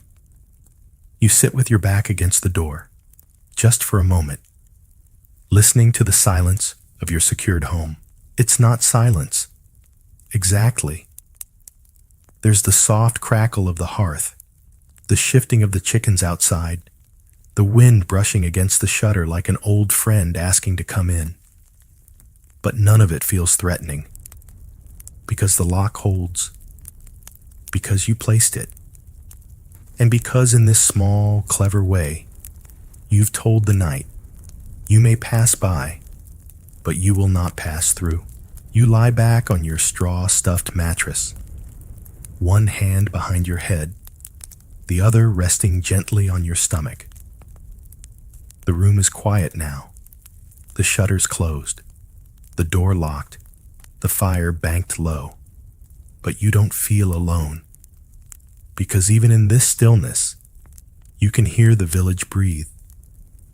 A soft clatter from down the lane, someone moving their bucket just before bed, the distant squeak of a shutter closing, a cough from old Martin's house, and then silence. Not the silence of isolation, but the shared hush of a community winding down. You close your eyes, but your ears stay open, because in a world without alarms, fences, or surveillance, your first defense was each other. If someone walked down your street after sundown, you'd know. You'd all know. Footsteps echoed off stone, carried in the still air. The dogs barked. The chickens stirred. Sometimes even the goats bleated at the wrong footfall. There's comfort in that. You don't need cameras. You have neighbors. You remember last month when a stranger wandered into town late at night, didn't knock, didn't call out, just wandered. Within minutes, shutters opened, voices whispered, someone lit a torch. They weren't unfriendly, but they were alert. The stranger was met with 5 wary eyes and 3 well-swung staffs. Nothing happened, but something could have, and that was enough. Historians still argue how much of medieval security relied on communal vigilance. Was it effective? Was it organized? Was it just habit? But here's what they miss. You knew the sounds of your village. You knew the cough of your neighbor, the creak of your own gate, the voice of the baker's daughter as she whispered to her cat. If something didn't fit, you noticed. Everyone did. And no one locked a door without expecting someone nearby to listen for it. Sometimes that meant gossip. Other times, it meant protection. You roll onto your side and hear the faint, rhythmic clunk of a watchman's staff tapping the cobblestones. Regular, measured, familiar. He's not coming to your door. He's not peering into your window, but he's there, and that's enough. You exhale. Safety wasn't solitary. It was woven into the daily life of the street. If someone knocked when they shouldn't, 5 heads turned. If something broke, tools and hands appeared. If something was stolen, word traveled faster than feet. You recall the old saying passed around the tavern last week. You can outrun a thief, but not a village. You smile. True enough. The dogs bark once. Short, not worried. Just routine. Then silence again. You shift beneath the blanket, your body warming the straw, your breathing falling into rhythm with the sleeping world around you. No alarm rings, no red lights flash. But if something moved, if someone came too close, you'd know. Or the dog would, or the neighbor would, or all of you at once. And there's comfort in that kind of security. Human, instinctive, and shared. So you drift off, not just behind your shutter and latch, but inside a network of ears, eyes, and quiet watchfulness. And in that, you rest well. You rise once more before bed, barefoot on the cool planks, and walk softly to the door, not to test the latch again, but to scatter salt, a pinch in your palm, a gentle shake across the threshold, a soft motion, almost like a prayer. Maybe it is, because long before motion sensors or fingerprint locks, people like you used rituals, quiet gestures of belief that offered protection not through mechanics, but through meaning. Salt at the doorway, iron by the window. You don't question why. You just do it because your mother did, and her mother before her. You pick up the iron horseshoe hanging by the entry beam, rusted, heavy, humble, and make sure it's still in place, the open end pointing up to catch good luck. You don't know if it really helps, but you do know that when it's missing, you don't sleep quite as well. These aren't just superstitions. They're layered habits, passed through generations, grown out of need and woven with hope. And in a time when danger could arrive by foot, by flame, or by fever, you did what you could to make the night feel less sharp. Historians debate whether these symbols, salt, iron, herbs, markings, were practical charms or just comforting traditions. But maybe that's the wrong question. Maybe the power wasn't in the thing itself, but in the act of doing it, of saying, I've done what I can. Let the rest rest. You light a stub of candle and step to the window. There, beneath the frame, lies a row of small stones, each inscribed with a scratched cross, chalked long ago. You brush your fingers over them and leave them be. Some nights, you hang a small bag of lavender over the bed frame. Other times, rosemary tied with red thread. Once, during a storm, you placed a pair of scissors under the pillow, blades open, facing away from the door. Why? Because someone told you once that evil walks in straight lines, and sharp things confuse it. You don't need to believe it fully. You just need to believe it enough. You turn from the window and touch the lintel above the door, carved, faint, but still legible. A few letters, a date, a quiet plea. Sometimes you pray, not loudly, not with words, but with the motion of your hand across the frame, the mutter under your breath. The candle snuffed just right, because even now, after the door is barred and the dog is curled and the fire is banked, you know that safety isn't just a matter of bolts. It's layers. It's belief. It's the weight of doing all the little things that signal to your soul, I've made it as safe as I can, and you feel it settle inside you as you lay back down. The salt on the sill, the iron by the window, the stitch of red thread on the wall. Maybe no one else would notice, but you do, and it's enough. You shift beneath the blanket, curling your knees a little closer to your chest. Something shifts beside you. A warm body, a low, contented grunt. Then the soft tap of claws on floorboards. The dog is awake. Not for long, just enough to check on the small sound you made, to flick his ears toward the door, and to sniff once in your direction. Then he settles again, chin on paws, breathing heavy and rhythmic. Your early warning system, not sleek, not silent, but deeply effective. In a medieval home, dogs weren't just companions. They were night sentries, sharp of ear, sensitive to movement, suspicious of silence, and they slept close, not just for warmth, but for watchfulness.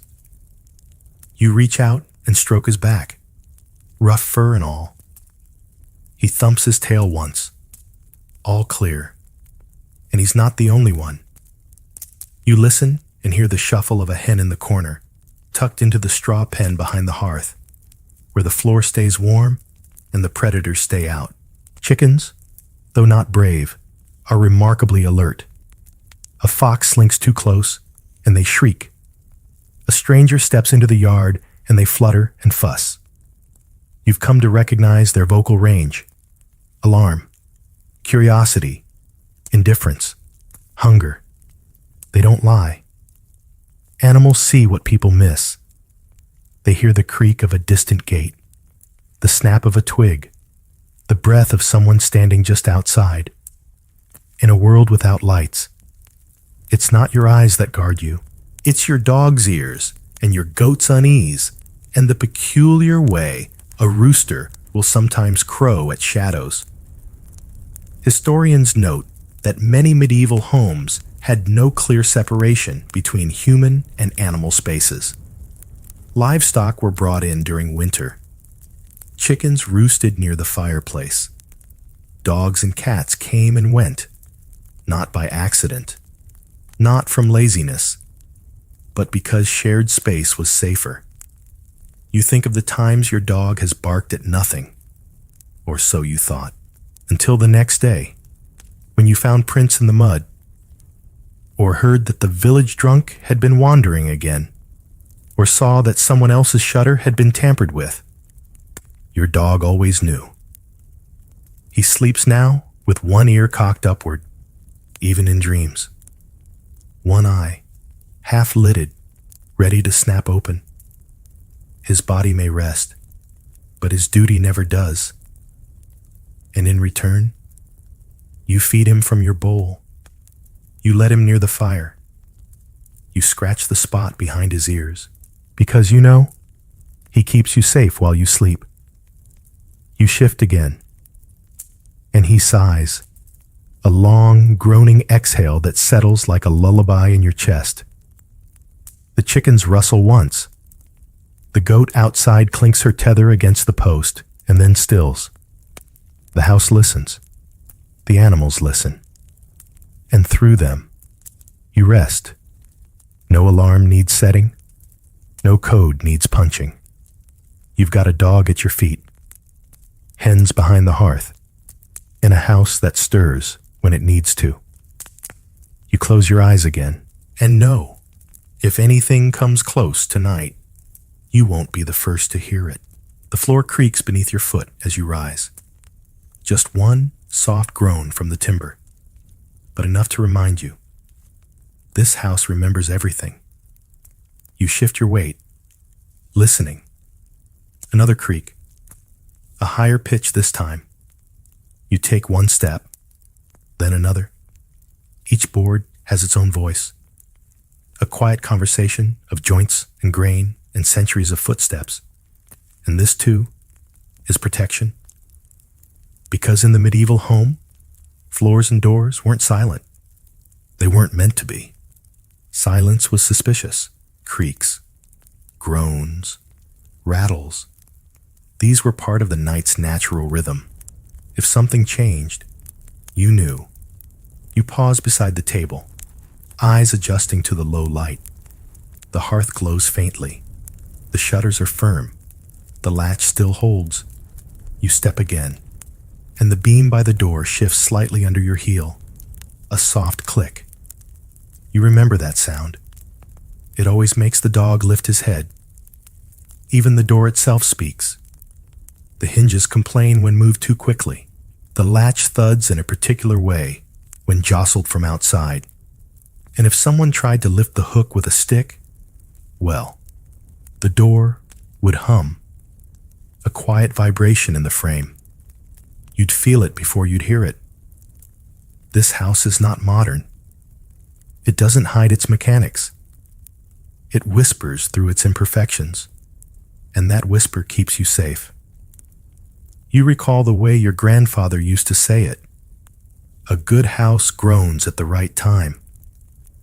Not poetic, perhaps, but practical. Historians sometimes overlook this, the subtle architecture of sound. The fact that a slightly loose beam or a worn hinge wasn't always a flaw. It was a signal, a built-in alert system tuned to your footsteps, your routines. You tread back across the room, carefully, testing. The loose floorboard near the storage chest, still loose. The corner by the wash basin, still solid. That one plank by the hearth with the curious hollow knock, still rings the same. If someone unfamiliar walked in, you'd know immediately. The rhythm would change. The song of the house would go off key. You kneel beside the hearth, add a few small logs to the embers. Not enough to light the room, just enough to keep the chill back. The kindling pops, the room flickers, then stillness, and you listen. Creaks settle, wood relaxes, even the old rafters, high above, shift and sigh like sleeping bones. You smile faintly. This house is old, crooked, drafty, but it tells you everything you need to know. You walk slowly back to bed, avoiding the plank near the dog's tail so he doesn't stir. You lie down, blanket drawn, one hand resting across your chest. Outside, the night holds its breath. Inside, your house keeps watch. With every groan, every squeak, every sigh of timber, it speaks to you.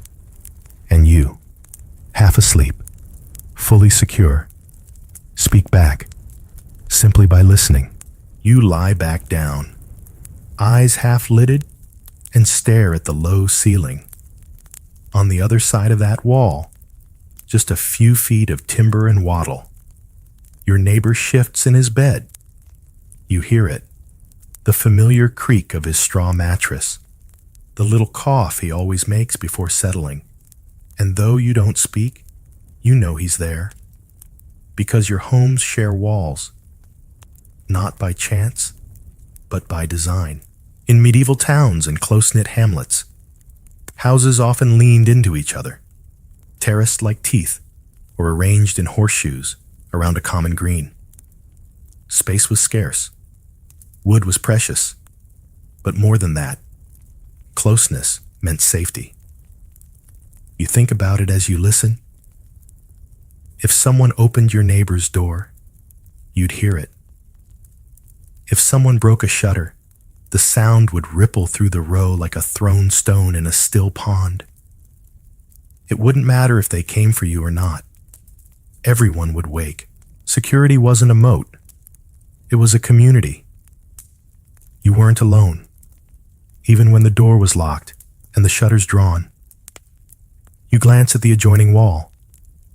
In summer, you can hear the babies cry through it. In winter, the clatter of their cooking pots. Sometimes, if you're both quiet, you can hear them breathe. That closeness, it's not a flaw. It's a feature. Historians sometimes describe these homes as crowded, cramped, even chaotic. And they weren't wrong, but what those books forget is how that very closeness built vigilance. Every sound was amplified. Every step had witnesses. You couldn't sneak through a street like this. Even a thief had to whisper. You roll over, listening now, not to your own house, but to theirs. You hear the wind nudge their shutter. You hear a faint sneeze. You smile, because if someone tried to enter your home tonight, they'd have to walk past half the village, past windows with ears, doors with dogs, neighbors with ears sharper than scents. You remember last spring, when a traveling merchant wandered into the village unannounced? He meant no harm, just took a wrong path. But he tried to open the wrong door. And before his hand even touched the latch, 4 voices called out from different houses. The merchant had never seen a town wake up so fast. And now, neither will you forget it. You pull your blanket higher and feel the wall's faint warmth against your shoulder. On the other side, your neighbor shifts again, maybe dreaming, maybe simply adjusting his leg. Doesn't matter. He's there. So you sleep, not just behind your door, but beside another, and another, and another. A row of homes, like a row of shields, each one watching the others. Each one saying, if something comes tonight, we'll hear it. We'll feel it. We'll answer. You close your eyes and rest in the safety of walls that aren't yours alone. The wind rattles faintly outside, shaking a few loose slates on the neighbor's roof. You don't move. You know that sound. It's familiar, harmless, woven into the fabric of your nights. But then, something else. A tap. Not loud, not fast, just deliberate. Tap, tap, tap. You open your eyes, not in fear, but in readiness, because you've heard that sound before. Not from danger, but from the watchman's staff. A rhythmic knock on cobblestone, signaling his passage through the sleeping village. You picture him now, wrapped in a heavy cloak, lantern swinging from his hand, eyes sweeping over shuttered windows and quiet corners. One man, one light, one routine. No whistles, no sirens, just tap, tap, tap. A medieval village didn't need alarms blaring through the streets. It had feet, hands, wooden staffs, a voice that could carry in the quiet. And above all, it had consistency. That gentle sound, every hour on the hour, was more than presence. It was promise. You sit up slightly, just enough to peek through a knothole in the shutter. There, flickering light, bobbing like a lazy star, the watchman. His lantern glows orange against the dark, bouncing as he moves. He doesn't stop. He doesn't knock. He's not here for you. He just walks. And that is enough. In towns, there were curfews enforced after dark. Strangers were noticed. Loiterers were questioned. Taverns emptied. Fires were doused. A man outside at midnight without cause. He'd be met with wary glances and questions he couldn't afford to answer. Some cities even had night horns, great curved instruments mounted at watchtowers, used to signal danger. 1 blast for fire, 2 for fight, 3 if the gates had been breached. You've only heard it once, years ago. It still echoes in your memory like thunder trapped in brass. But most nights, just the watchman. Sometimes he hums a tune. Sometimes he mutters to himself. Once, he tapped out the rhythm of a song on his staff, and the whole street chuckled in their beds. You've never spoken to him, but he knows you. He knows your door, your dog, your crooked shutter. You've seen him pause to look at a window left ajar, to nudge a loose latch, to fix a sagging torch bracket. He's part of the architecture of your night. Historians debate how formal these patrols really were. Were they paid? Voluntary? Were they reliable? But you know this. He's out there, and that makes the difference. Because if something stirred tonight, if a shadow darted through the alley or a horse bolted free, he'd be there first. Or close enough. You lie back down. Tap, tap, tap. The sound grows fainter as he turns the corner. Somewhere else, another watchman picks up the rhythm, and the village sleeps, not blindly, not naively, but watched over. And that, in a world without blinking lights or surveillance cameras, is more than enough. You sit up briefly to stir the fire, coaxing it back from its quiet glow into a low, steady ember. Not enough to light the room, just enough to keep the chill at bay, and to cast that faint orange flicker on the walls, like the heartbeat of the home.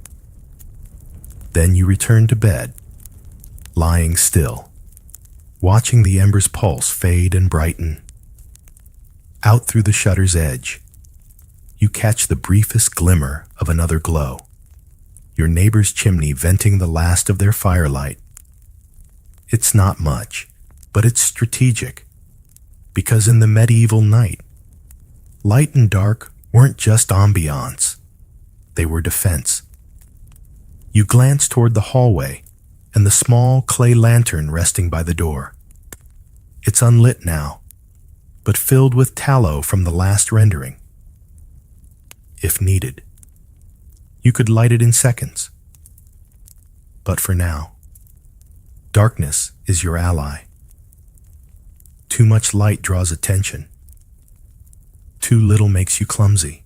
You've learned to leave just one coal burning, not bright enough to draw eyes, but enough to mark your presence. And beyond your home, the village does the same. A faint flicker from one window, a soft torch guttering near the well. Just enough. Historians note that many medieval towns enforced light regulations after dark. Open flames were risky. A fire in the wrong place could erase an entire street. So people grew wise. They kept light low, hidden, strategic. Light said, I'm home. I'm watching. But not, Come here. You think of your uncle's house at the edge of the village. He always placed a lantern behind a colored cloth. The hue changed nightly, red for guests, green for quiet, blue for trouble. A strange system, but the whole street learned it. One night, when the cloth stayed red too long, someone checked. He'd fallen ill. And that light, it spoke. Now, in the near dark, you watch shadows move along the wall. Not from danger, just the dog shifting, the fire settling, the normal breathing of a house that's aware of itself. Outside, the darkness is thicker, not because it's empty, but because it's chosen. You recall your cousin in the city. They lived behind torches, guards posted at gates, sconces at corners, but even then, they kept their bedroom dark. Too much light, they said, and you forget to listen. And that's the truth of it. Light is comfort. Darkness is clarity. The darker the house, the sharper your ears, the more noticeable the scrape of a boot, the more startling the creak of a step. Even the dog seems more alert when the room is dim. You breathe slowly, eyes adjusting to the rhythm of flicker and shadow. The fire is low, but not out. A signal to yourself, your animals, and maybe even your neighbors. All is well. We are here. The house is still awake, just barely. And in this soft balance, this curated dusk between flame and night, you feel safest of all. You close your eyes and let the darkness guard you. Your fingers fumble in the dark, reaching for the small loop of cord tied to the door's inner latch. You give it a gentle tug, not enough to move anything, just to feel the tension, the readiness of it. Still tight, still holding. This isn't a rope meant to lift or pull. It's a signal, a trip line, a messenger in the night. In some homes, this cord connects to a small bell tucked behind the doorframe. In others, it stretches to a secondary beam, braced just so. If the door moves while you sleep, even a crack, the line pulls taut, the bell jingles, the latch jolts. You feel it, even before your mind registers what's wrong. Your body will know. No batteries, no blinking lights, just twine, gravity, and intent. You tighten it again, then tuck the loose end beneath a notch in the frame. You've tied and retied this cord 100 times. You know the knots by feel alone. They're part of your nightly rhythm now, and you wouldn't dream of sleeping without them. In some places, they call it a sleep snare. Not to catch anyone, just to alert, just to whisper. Something's moved. You lie back down, one arm resting over your chest, still feeling the presence of the cord across the room. It's a thin connection, barely thicker than your thumb, but it holds peace like iron. Historians rarely mention these details. They write about battlements and guard towers, but they forget the quiet cunning of those who couldn't afford gates or guards, of the string tied to the door, the shell left on the windowsill, the floorboard that squeaked only when stepped on wrong. You smile, remembering the old man from 3 doors down. He ran a rope from his door to a clay pot filled with pebbles. If someone opened it at night, the pot fell. No one entered unnoticed. It broke once a month. He made a new one each time, cheap, loud, effective, and more than that, tuned to the home's rhythm. You glance up at the ceiling, watching the flicker of firelight dance in soft arcs. Below that, the cord stretches in silence. Tension means readiness. Slack means rest. Even the dog knows to sleep with one paw near it. A tug means attention. A snap means alert. You've seen him rise from slumber at the slightest jolt. Ears pricked, body frozen in that half-woken crouch only a lifetime of vigilance can teach. This isn't paranoia. It's ritual. A way to say, I see you. Night. I respect you. But you may not pass unnoticed. The cord hangs there, invisible to most eyes, but not to yours. You feel its presence in your bones. The way it ties this house together, from wall to frame, from door to mind. It isn't beautiful. It isn't modern. But like the beam across the door, the iron latch, the creaky boards, and the watchful eyes of your neighbors, it works. You let out a long breath, slow and steady. If someone comes tonight, the cord will know. And through it, so will you. You turn your head slightly on the pillow, eyes drifting toward the far wall, just where the window slit cuts a thin vertical shadow into the night. It's narrow, barely wide enough to pass a hand through. And that's exactly the point. Windows, if you could even call them that, weren't made for looking out. They were made to keep things out. No glass here, just oiled parchment or thin horn, stretched and set into a wooden frame, translucent at best. In some homes, just a wooden shutter bolted from the inside. You'd open it during the day to let in light and breeze. At night, it closed. Firmly. You reach for the edge of the shutter and run your fingers along the grain. It's cool to the touch, smooth in the center, where hands always close it, splintery at the edges, where fingers rarely roam. You test it. Still tight, still sealed. In the cities, some wealthier homes had small panes of thick greenish glass, bubbled and uneven, beautiful, but rare. And even then, they were set high, too narrow for entry. Beauty was for daylight. At night, everything closed like a shell.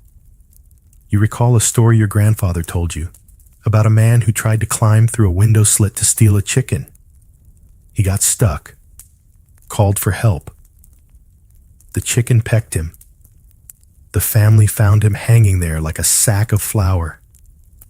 Since then, no one's tried the windows because medieval builders understood something modern minds often forget. Openings are invitations. You glance again at the slit in your wall. It's angled just slightly, funneling light inward during the day while minimizing exposure at night. You could never fit through it. Neither could anyone else. And if they tried, they'd knock the shutter from the inside, and you'd know. Some homes went further. Iron grates, wooden crossbars, even shards of pottery embedded into the wall beneath the sill. Not for show. For deterrence, you shift under your blanket, the fire's glow now fading to embers. The dog sighs. The night stretches. It's not the thickness of your door or the cleverness of your latch that brings you comfort tonight. It's the quiet satisfaction that every possible entrance has been accounted for, including this modest window. Historians might overlook these slits, call them primitive or impractical, but you know better. They served the exact purpose they were designed for. Let the world in, just enough. You drift further into sleep, your breathing steady, your thoughts dissolving like smoke. The window watches over you, not with sight, but with structure. It's narrow, firm, sealed with intent.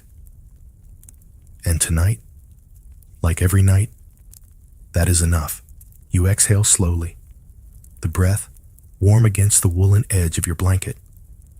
Just before your eyes slip closed, your fingers move, almost without thinking, and trace a small symbol on the wall, a circle, a line, a loop. Nothing grand, just a motion, a moment. You don't need to say the words aloud. They live in your muscle memory now, passed from hand to hand through generations, like the charm hanging above the doorway, a bundle of dried rue and red thread, tied tight and left to watch over the house. Not everyone believes in such things, but you believe in layers. The lock, the dog, the latch, the creaky floorboards, and this, because when the practical ends, the spiritual begins. You whisper a short prayer, not long, not even complete, just enough to feel the comfort rise in your chest. A murmur, meant not for divine intervention, but for order, for alignment, for the simple peace of having done your part. In medieval life, faith and security were woven tightly. Every threshold had meaning. Every corner could carry weight. The shape of a cross traced on a door, a charm tucked into the beams, a psalm etched in charcoal above the fireplace. Some called it superstition, others, insurance. Historians still debate how deeply people truly believed in protective rituals, but whether they believed or not, they acted because in a world of unseen threats, both natural and supernatural, ritual gave shape to fear. And so, you followed suit. You once hung a piece of iron at the foot of the bed. Someone said it kept spirits away. You left bread out on certain nights, not for anyone in particular, but just in case. And in spring, you buried a sliver of quartz in the garden soil to keep the crops honest. Tonight, above your bed, hangs a small wooden token, carved into it, a bird, a circle, a star. It was a gift. You don't remember what each shape means, but you remember the look in the giver's eyes. It keeps watch while you sleep. You believe that. You turn to your side, facing the wall. The fire has nearly died now. Only a faint glow remains. The shutters hold. The cord is quiet. The latch, unmoved. And in this last flicker of wakefulness, you offer your silence as another kind of protection, a pact, a surrender, not to fear, but to trust. Trust in habit, in memory, in the slow, quiet rituals that say, you are not alone. Your hand rests near the dried herb bundle. Its scent is faint now, faded over the months, but still familiar, still sharp in a certain light. You close your eyes and let the old symbols settle into the dark, salt at the threshold, iron by the bed, a prayer whispered backward, a house made not only of wood and stone, but of intention. And you, a part of it all. You're not sure what woke you. Not a noise, exactly. More like a shift in the silence, the kind you don't hear, but feel. Your eyes open just enough to scan the room. Darkness, unchanged. The coals in the hearth have cooled into soft red stars. The dog at your feet doesn't stir, but his ears twitch once. A confirmation. You weren't imagining it. You listen. The creak comes again. Faint, high-pitched, not where it should be. Not one of your boards. Not one of your doors. And yet, it isn't panic that washes over you. It's a kind of alertness you've known all your life. A feeling bred into every child raised behind latches and thatch. If someone comes, you'll know. You slide your hand slowly across the floor. Your fingertips find the hooked stick you keep by the bed. not a weapon, a tool, part of the pattern. Then you pause, wait, and hear nothing. No footsteps, no latch, no stirring of hens, no rattle of pebbles or snap of cord, no warning from the dog beyond that single ear flick. The house is holding. You lie back, but your mind remains alert, trained, listening not for chaos, but for disruption. You know the sound of safety. It's not total silence. It's the soft wheeze of the fire's last breath, the occasional roll of the dog, the low creak of a beam settling, a mouse scratching in the corner. If anything else entered the pattern, you'd feel it.